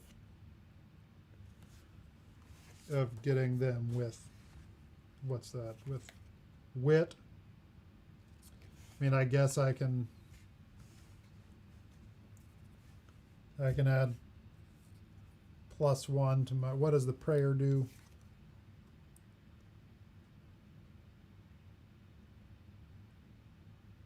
I don't have root. So my wit, I'll add 5, so that moves it to 10. So we'll see if I somehow, so that's 3, 7, that's 7. Yep. So I lost with wit, so they go back. Or no, they're all still revealed. Okay. But I saved 2 people, so that's pretty good. Okay. So I've done the attack stage for both of them. Now let's see what happens after my attack. Okay, at the end of your turn, you pass any unused jolliness and brawn to the next player. Clockwise order, I did that. After everyone has had a turn to make 2 attacks on the guards, players may recruit any rescued villagers. Each player may choose to either take 1 card from the major oak and add it to their personal discard pile on the rescued villagers. Continue to take cards in clockwise order until all cards have been taken or all players pass.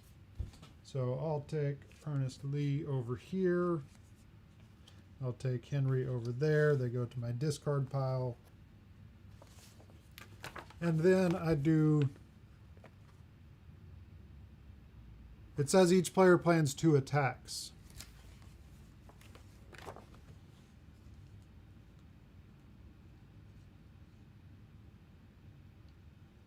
So I took 2, I took 2 attacks each. Yeah, on your turn, you may make up to 2 attacks to defeat the guards using wit, brawn, or stealth. You must use a different attribute for each of your 2 attacks. So yeah, so I attacked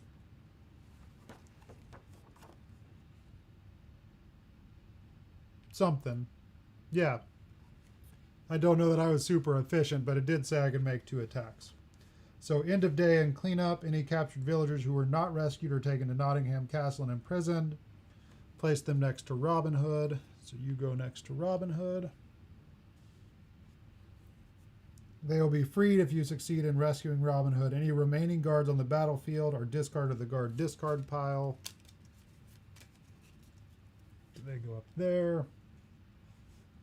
Return the discarded guards to their red or blue stack and shuffle the stacks again. Okay. So we're going to shuffle this stack again.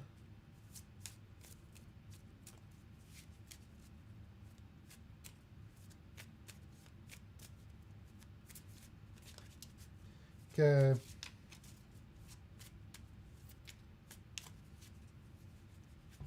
So I put those. So I've shuffled these.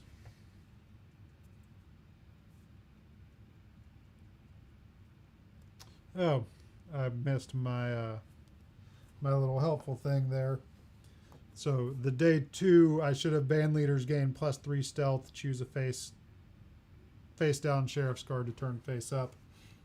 So should have done that, but all players take the 4 villagers they drew at the beginning of the turn, place them in the personal discard pile. Return any unspent prayer tokens. These convert to mead. They can be used in subsequent battles. Okay, set all attributes on the card to 0. And pass the first player token. So this goes over here to Will Scarlet. And on day 2 and day 4, refine decks. At the end of day 2 and day 4, I don't have, it's not day 2. So I'm at the beginning of day 2.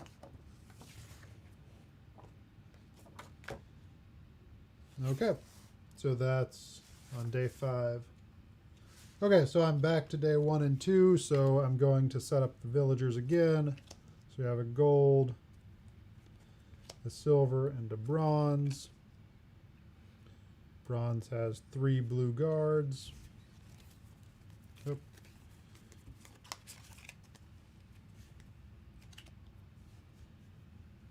Silver has 5. And if you're just joining us, we're playing Rescuing Robin Hood. I'm playing Rescuing Robin Hood. I'm still learning to play Rescuing Robin Hood. I think I've got it pretty nailed down, but we'll find out in a minute. Okay, so I have 8 here. So yeah, if you're just hopping in, the gist of this game is I have my band of merry men and women that I am trying to, over 5 days, rescue enough villagers to help me storm the castle and rescue Robin Hood.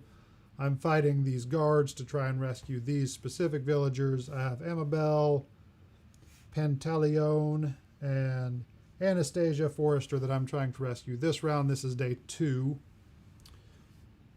And I have to attack 1 attribute of the guards. We have, where'd it go? We have wit, stealth, and brawn, and then jolliness. So I'm going to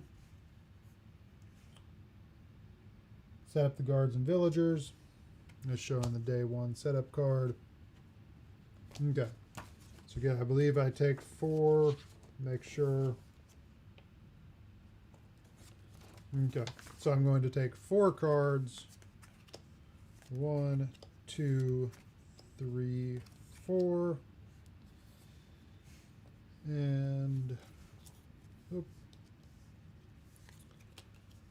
1, 2, 3, 4. I'm going to get any tokens that they get. So he gets 1 prayer.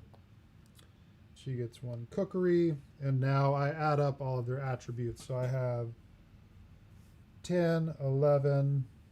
So I have 10 for brawn. And band leaders gain +3 stealth. Choose a face down sheriff's guard to turn face up. I need to do that this time.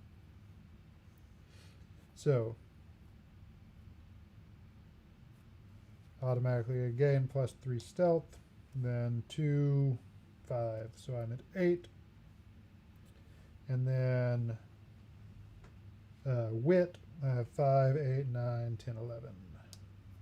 So I have 11 wit here. And then over here, I have, oh, and then trickery, I have 2. And trickery is wild and can be used anywhere.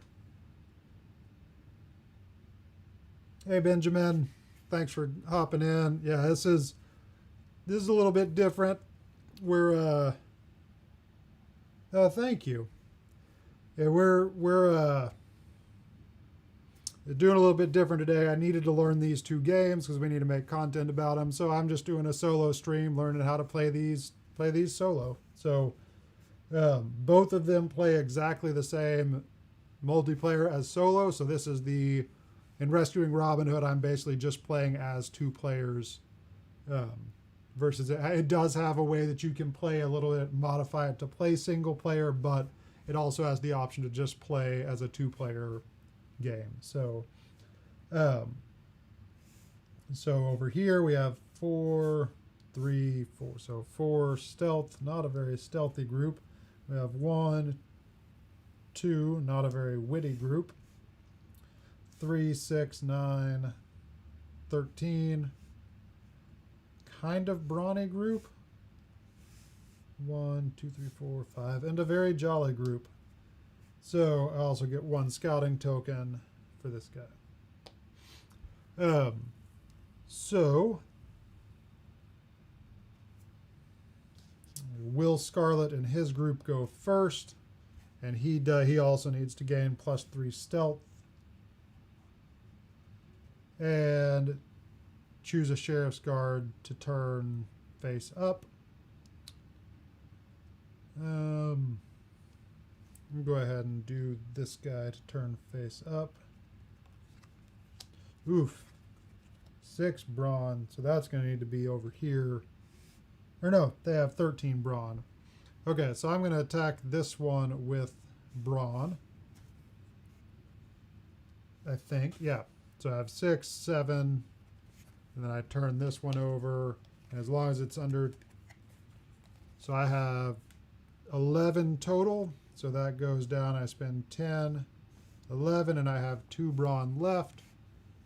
So what I did with brawn, you attack the entire row, and you just add up their total. So I, took 11, defeated all of them. They're good, and I get this guy up here to be able to recruit my next turn. And now I have to decide if I want to, how I want to attack them. I'll go ahead and add this 5 to their stealth. So 7, so I go to 12. And with stealth, let me make sure that I'm doing this right.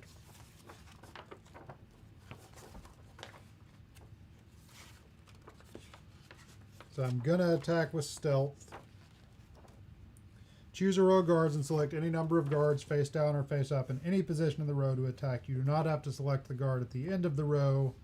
Reveal any guards you selected that were face down. Add together the stealth on all the guards you selected. Okay, so I'm going to take advantage of this, and I'm going to try this one up here. So I'm going to scout, which lets me reveal any 2 sheriff's guards. So I'm going to go ahead and reveal these 2, just work down the row.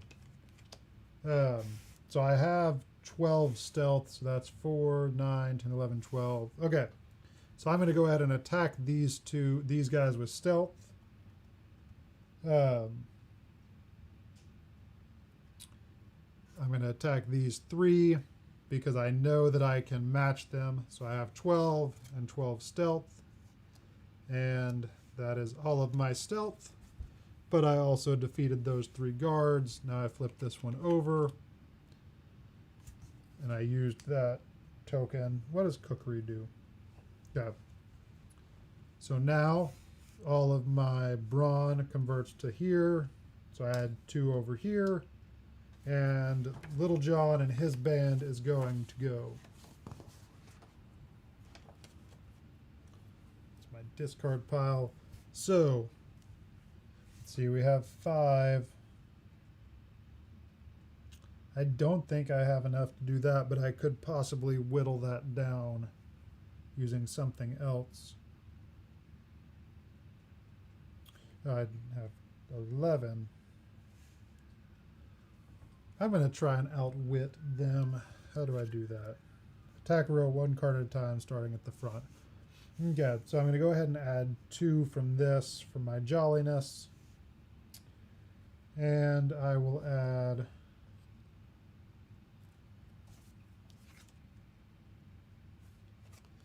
And I'm going to add 2 more. Really going to stack the cards in my favor. And then I'm going to use this prayer to move shift guard to any position, any row. I'm just going to move this guard down there so that I can have a better chance up here. So I'm going to do 2. So I have 15 wit. I'm going to go ahead and do that. Or no, I don't think I need to. So I have 15, so that's 2. 3, going to keep going. This is the push your luck part. 4, 5, 6. Ooh, so I have 12. So I just spent 12, but I'm okay. So I have 3 left. But I defeated all of these guards, move them up there. And I know that I can try to, maybe I'll get lucky with brawn.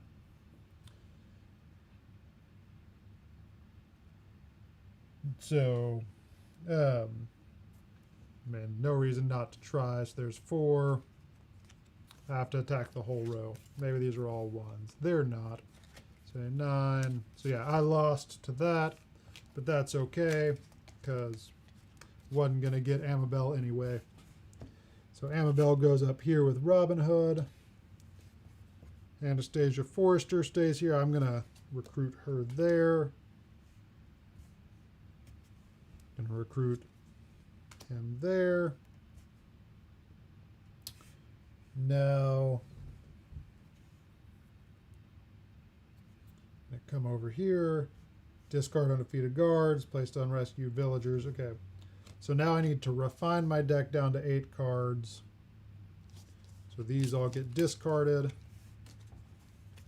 So now after since day 2 just ended, again, this is played over 5 days. So I just ended day 2, and then I'm going to refine my deck down to 8 cards.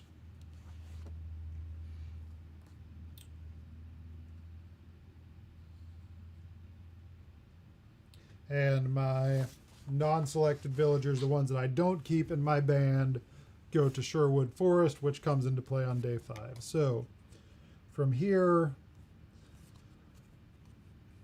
he's pretty strong. I just recruited him, so I'm gonna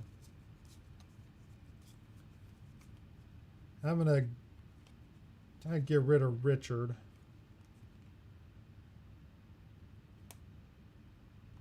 And I'm gonna get rid of Hilliard. She gets 2 scouting tokens, but still, she doesn't do much for me. So I'm gonna send them over there. I've recruited 2. So now I have 8 left there. So I'm gonna shuffle these.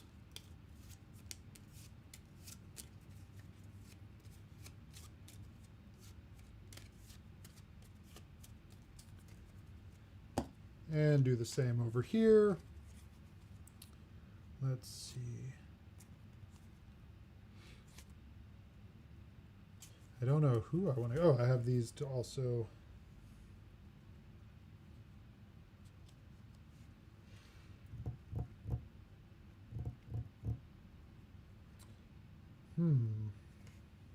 I get rid of her. And these guys are all good.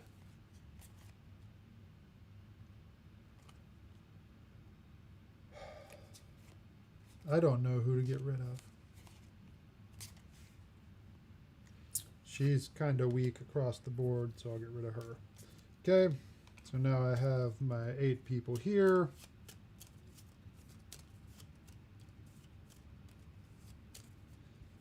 So now, in just a second.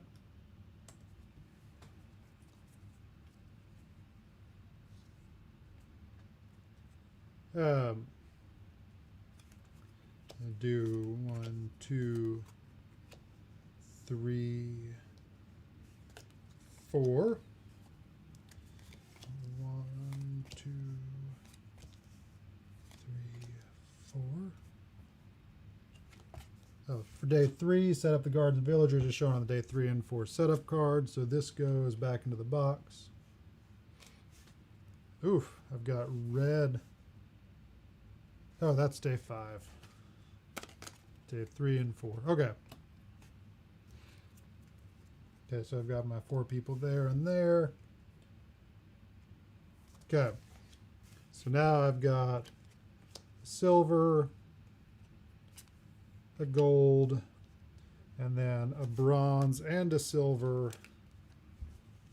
They're being guarded by 5 red guards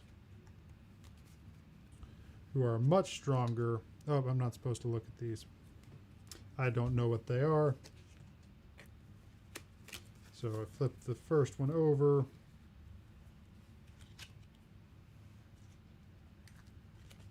Oop, and these are supposed to shuffle back in.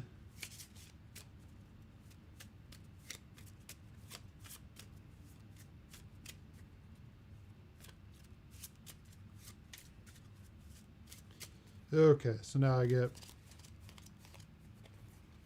5 with 1 flipped over on there. Then 8. Right there. Okay. Any remaining wit is passed on to the next player, so that changes. That's my special thing right there.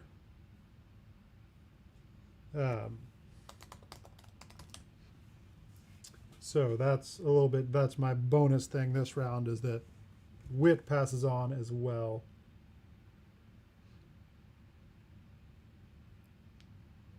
So give me one moment. Okay, so I have 6, 12, 13, minus 1, so I have 12 brawn. I have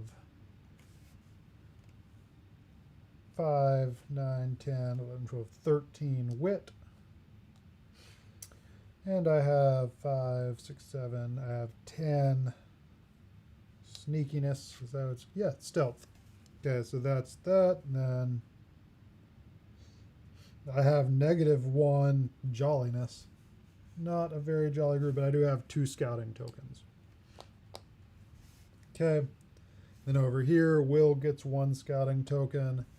I have 4, 5, 6, 7, 8, 9, 10. I get 9 stealth.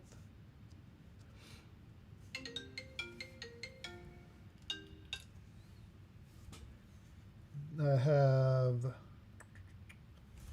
give me just a second.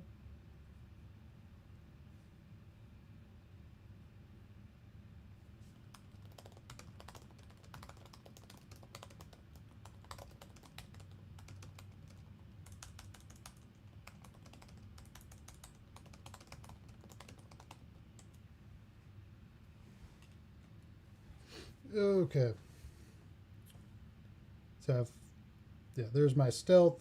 I have 1, I have 3 wit, and I have 3, 4, 5, 6, 7, 8, 9, 10, 11 brawn.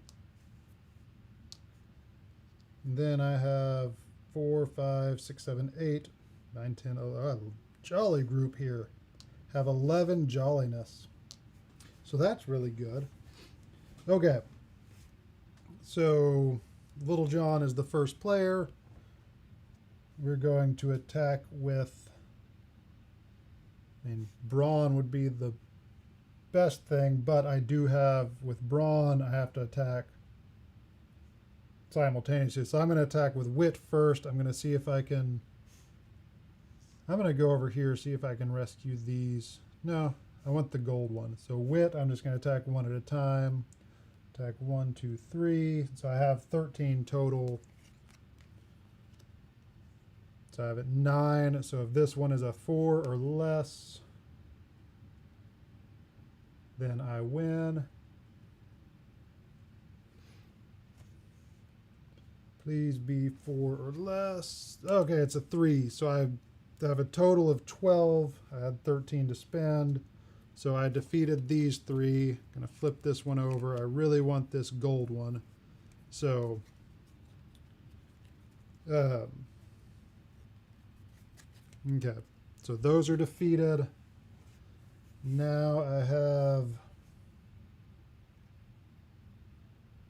have brawn, but I'm not positive that I can here. I'm going to scout these 2 and see what I can do with brawn. Okay, brawn, and I'm going to scout again. Brawn might be a viable option. So I spent 2 scouting tokens to do that. So I have 6, 7, 8, 9, 10, 11, 12. So I have just enough brawn to do that. So that's what I'm going to do. And I'm going to save Anne. So Anne has been saved. And now that is my attack with there. I had 2 wit left, which passes over. So I'm going to go 1, 2. Now I have 11. I have 11 jolliness to spend. So I'm going to go ahead and scout, check out these 2 people, 3 and 8. I go ahead and use with wit. 6, 7.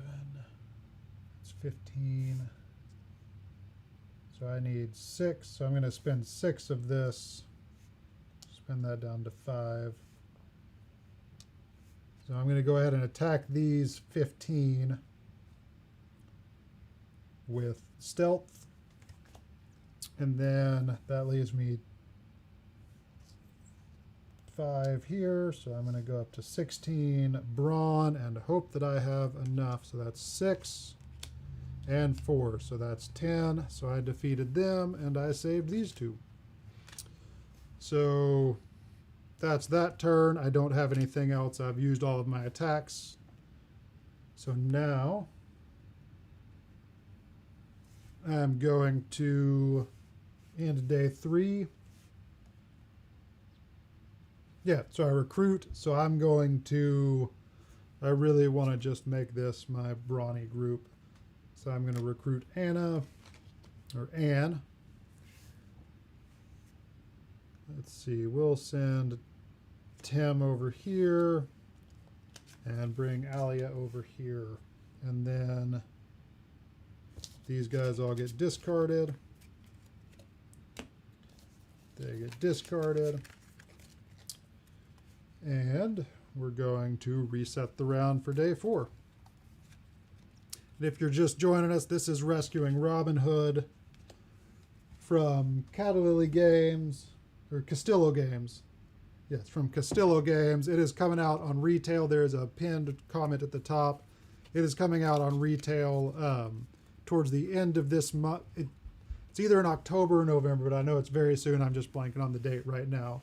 So it's played over 5 days. I'm just finished day 3, so I'm about to play day 4. And I'm going to lay out my new characters. I have no idea how this is going to work out, but we'll see. Curious how day 5 is going to be. I get day 3 and day 4. Curious how day 5 is going to play out and how that actually works. So this is the silver, a gold, and a bronze and a silver. And so this is going to get 5 blue guards with 1 flipped over.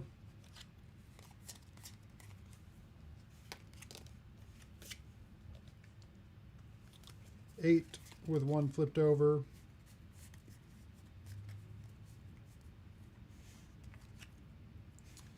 And 5 red guards. with one flipped over. So you always flip the top one or the one on the end over so you can see it, and then you get to choose kind of what your probability, or decide if you're kind of how you want to attack them. So this is the next to last day. This is day 4 right now that I'm setting up for. And then after this, we have day 5 where I attempt to rescue Robin Hood and the other captured villagers. So I got 6, 7, 8, 9. We're going over to Will as the first player next, but 6, 7, 8, 9, 10, 11, 12, 16. Okay, and then we have, 16 and 6 wit, and then 13 stealth, and 2 jolliness. Little John just does not have a jolly group. Okay, so over here we have 4, 5, 6, 9 stealth, 1, have 6 wit. We are playing with 1, 2, 3 jolliness and 3, 7. Wow, only 7 brawn over here. Okay. So it is Will Scarlet's turn first. He gets 1 scouting token, which I'll keep from that I didn't use. 1 prayer. Over here, Gertrude gets 1 cookery. This is not a great setup. The last round was way stronger. So, yeah, I really think going for this gold is my better shot. So I'm just going to work on whittling that down. So with my wit, I'm going to go ahead and just spend all 3 of that. So I have 4. Please don't be, I have 9 total, so don't be a 6. Okay, so that's 8. I'm going to just take that. Okay, so that was my attack on wit. The brawn, I would have to attack the entire row. I'm going to go ahead and use my scout to reveal 2 cards.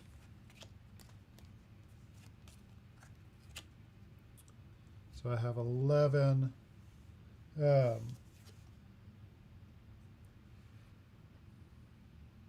Okay, I can use this to add 2. I can use my cookery to add 2 to that, which lets me get this.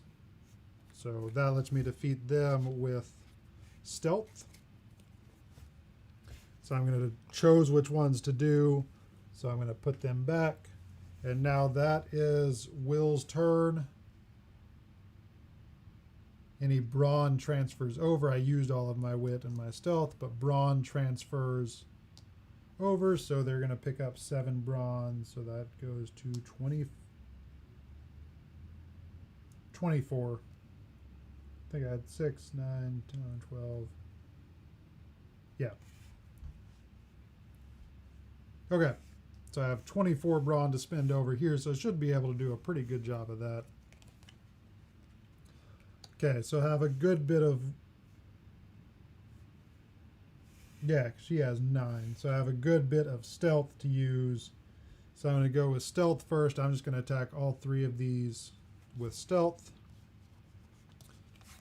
And hope that, yeah, 6, that's 12 total. I had 13 to spend.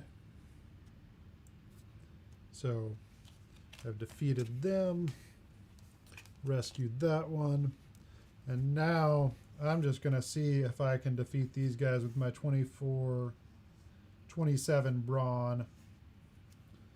So that's, I have to do the whole row, so that's 9, 18, 20, 24. Okay, so I attacked this entire row. They were a total of 24. I had 27. So I have defeated them, rescued those 2, and that is the end of day 4. So after day 4, any player can get the token for day 5, so I need to recruit really quick. Let's see. We'll have him go there. Come over here. Get her to there. And now I need to refine this down to my best 8 players. So there. Don't need anyone that's taking anything away.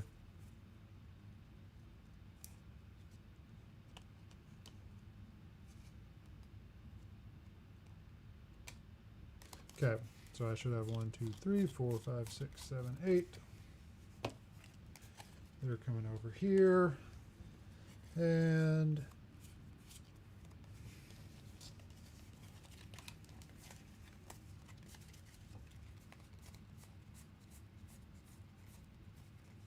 oh, I have a lot over here, so we'll get let's see, drop him, maybe Gertrude.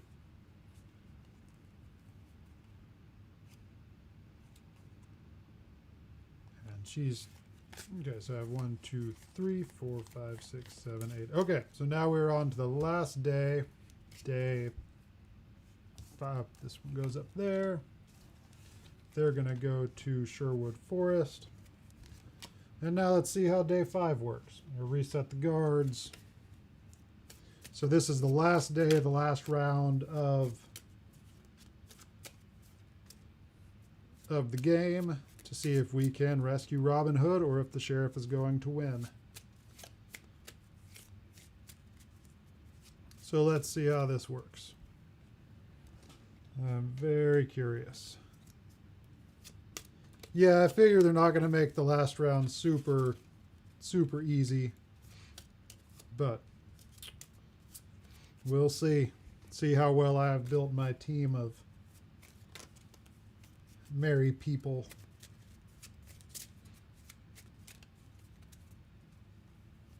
Okay, so this goes away. Storming the castle. Band leaders gain 3 jolliness. Okay, so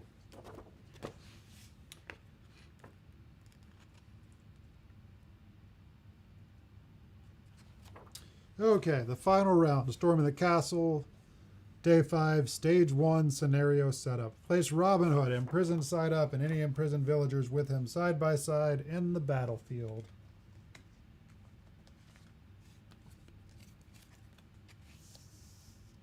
So let's scoot that up a little bit.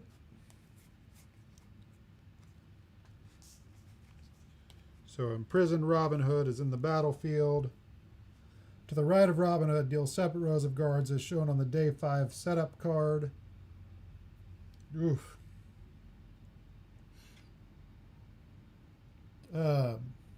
Place the Nottingham Castle card face up at the right end of the top row of the wall and only reveal the guard at the end of the rows below Nottingham Castle, the courtyard.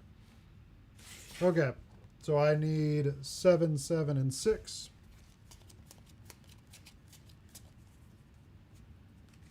So there's 7 with the wall, with the castle.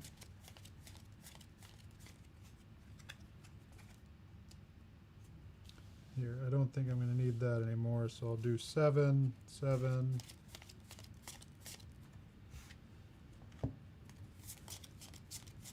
Okay, 7, 7, and 6.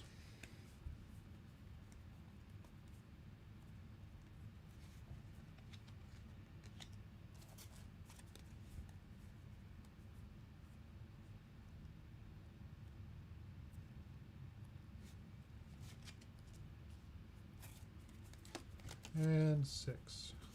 I don't like this. This seems very difficult.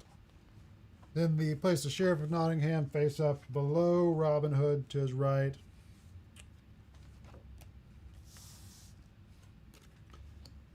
Deal a row of guards protecting him as shown on the card. If there are both blue and red guards next to him, they should all be in one large row.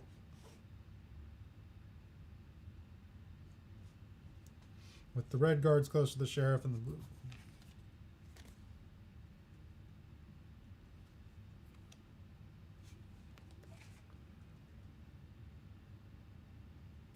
Is there a different bonus quest for okay. Okay, so for 2-player there is no extra, it's just the sheriff. Okay. Players choose who will get the starting player and then play continues clockwise. Draw 4 cards.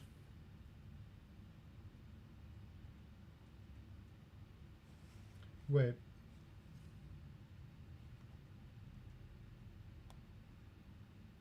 Was I supposed to get rid of... Oh, I was supposed to refine my deck down to 4 cards, not 8. So I get to pick my group of people.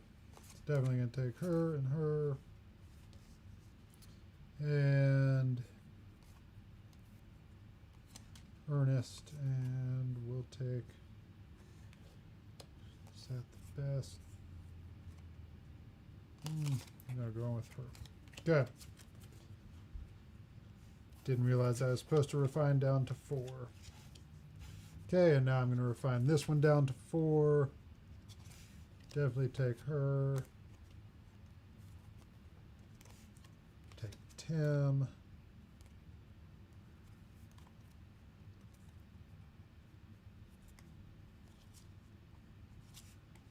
I gotta take all of my...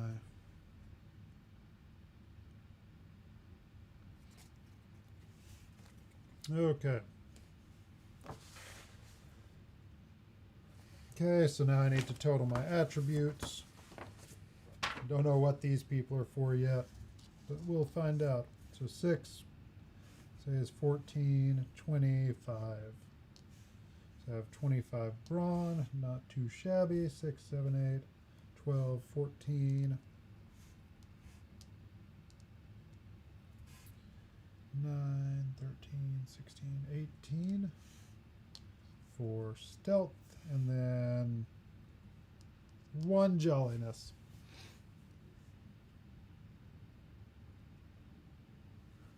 Okay, and then have 4, 10, 14, 16, 22,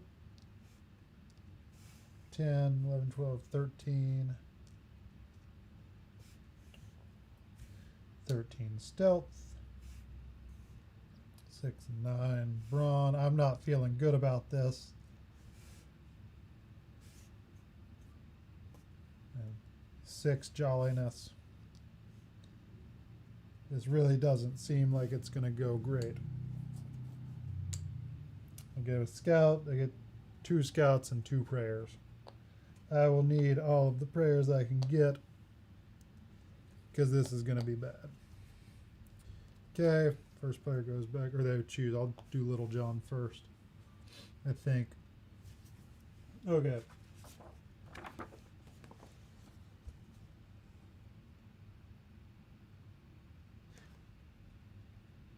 Then how in the world am I supposed to do this?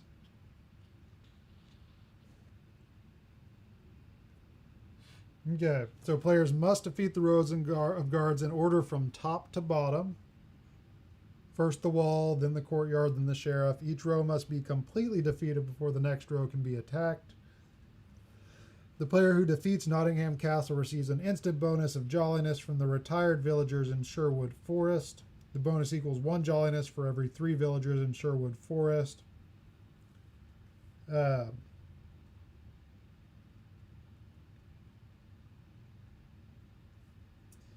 have to defeat everybody or I lose. As a bonus, the player who frees Robin Hood flips him to activate his side, adds him to the merry band, and immediately adds the attribute. The player may now make an extra attack. And then... Okay, so I'm supposed to get through all of this with...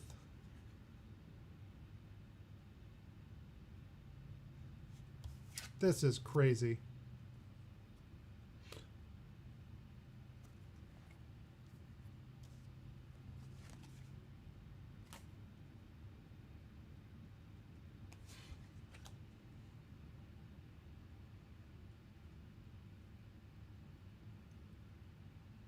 So it follows the same rules as before with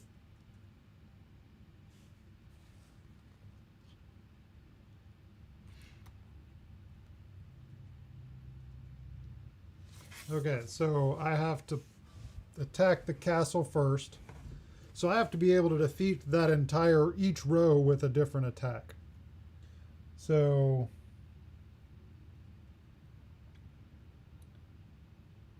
I mean, the only way I can defeat this is with brawn. So I defeat that way.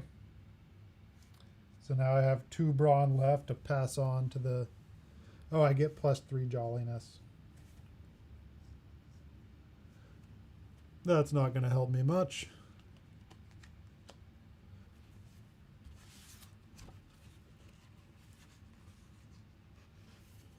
But I only get 2 attacks per person. Like,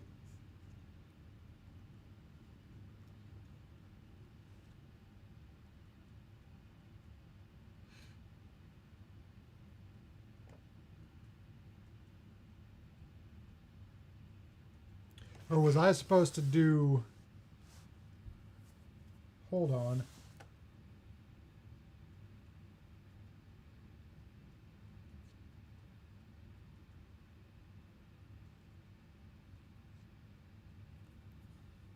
Okay, so this counts as an entire row.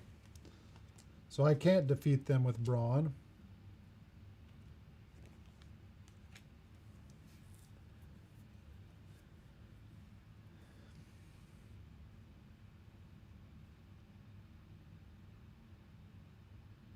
So we'll go back and try this again. Okay, so I need got my 26.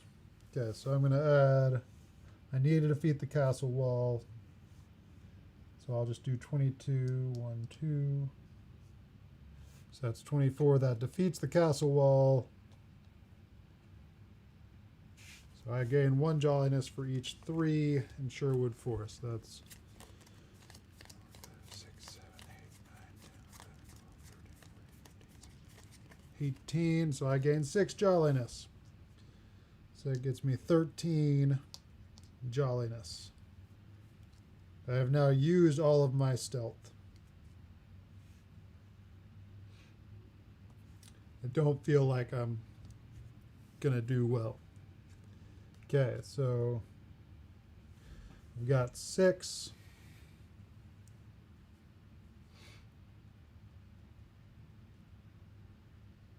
I mean, I guess I'll go ahead and just give myself an extra 10 wit and see how we do there.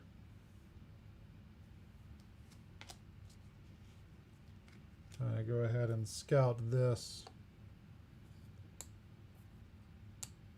Give myself the best advantage I can. Again, this isn't, I'm not going to win.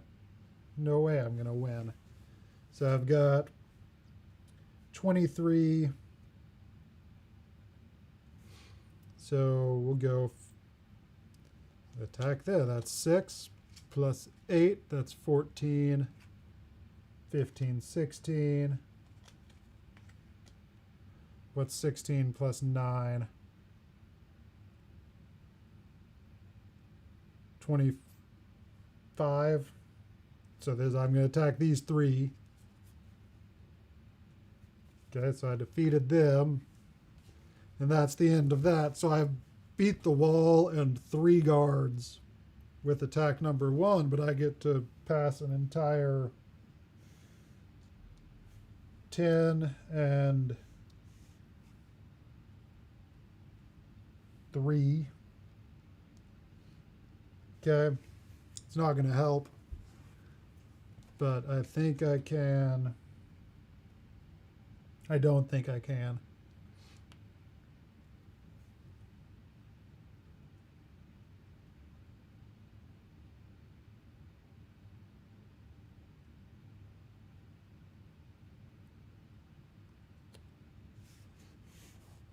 The long line of knights on the bottom. See, that was... Wait, these go... Okay, so I'm only trying to get... When do I get Robin Hood? I get... Okay, so these go with the sheriff.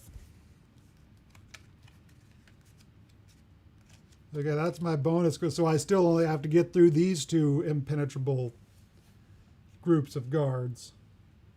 So I'm still not going to win, is what we've determined.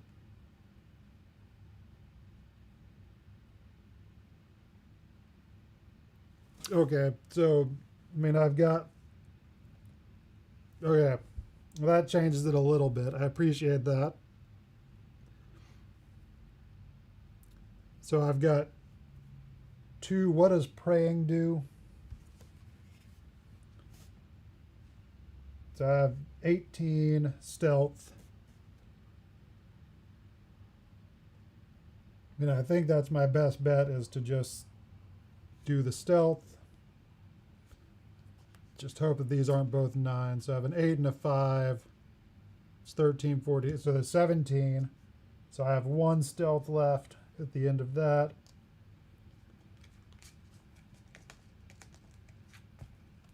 Okay, so maybe I can win. I don't know. So I have 7 here. So what's 35? That's 42. I mean, this is my only option, is to do that. I mean, I guess I can move.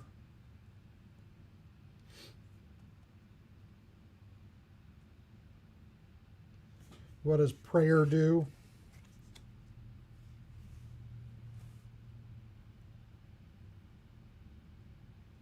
Okay.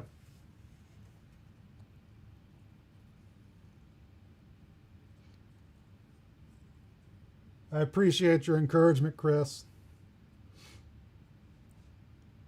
Okay, so... And if I rescue Robin, all of these people's traits get added, I assume. How good is Robin? Robin's not even that strong.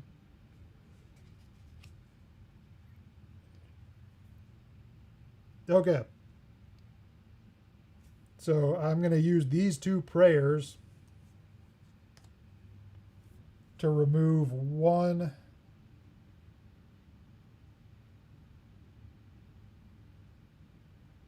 I'm going to remove a guard.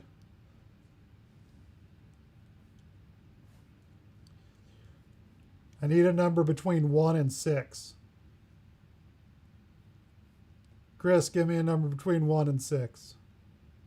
Or Allison, somebody. I can't make this decision on my own. Anybody? 5. Okay. 1, 2, 3, 4, 5. Oh, I need a number between... Oh, no, there's... Okay, so we got a 5. Okay, cool. That was an 8. Good job. So we got rid of an 8. No, Chris came first. It was a 5. That was the right choice. He got rid of an 8. So I have 42 brawn to spend. So we're just going to... So that's 2, 3, 4. Plus 8, that's 12. 14. Oof, 9. That's 28. No. 14 plus 9 isn't 28. It's 23. Plus 6 is 29. So 10, 20. So I have 11 left. 43 minus 29. 42 minus... 43 minus 29. It's 11. Yeah, no. 12. Okay. So now, so I did beat them. And now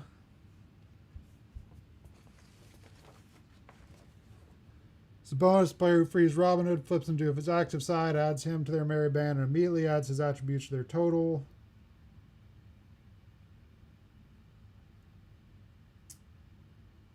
Oh.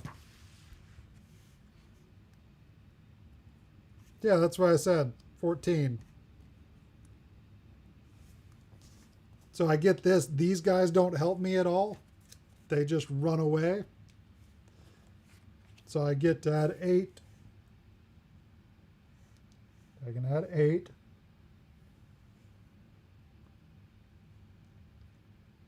You can add another 8.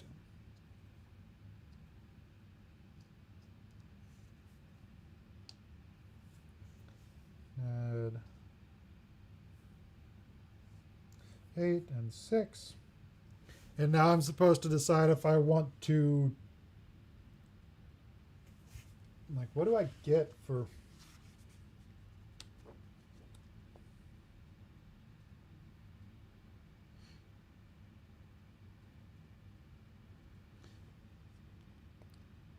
So, and I get to decide if I want to try and defeat the sheriff. Do I just, like, do I get as many turns as I want to try and defeat the sheriff? I don't think I'm going to defeat the sheriff. I'm just going to let him continue his reign of terror. And I'm just going to go off into the woods. Yeah. Because I can. I don't have... there's no way I can defeat the sheriff. I don't think.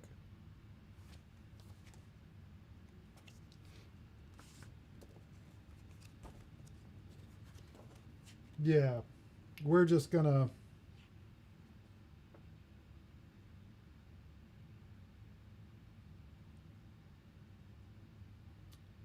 Okay, yeah, it says I win if I rescue Robin Hood. Yeah, we're not gonna try and defeat the sheriff. I won because I rescued Robin Hood, so we're just gonna call this a win. So yeah, this was Rescuing Robin Hood from Castillo Games, coming to retail soon. Allison left a link to the, like, where you can find it pinned at the top. So yeah, really fun game. Good game for, like, I really enjoyed it. I think it'd be a lot of fun with multiple players. The way that I played it, I'm going to cut back to this. So the way that I played this was basically a 2-player game. Just I was controlling both groups. I believe it plays up to 5 players. Yeah, I'm excited to play this with the family. Played this and also played Rolling Realms at the beginning of the stream.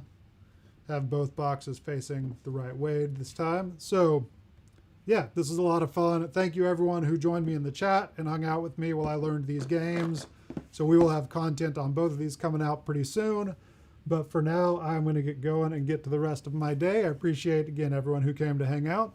And we will see you later. Bye.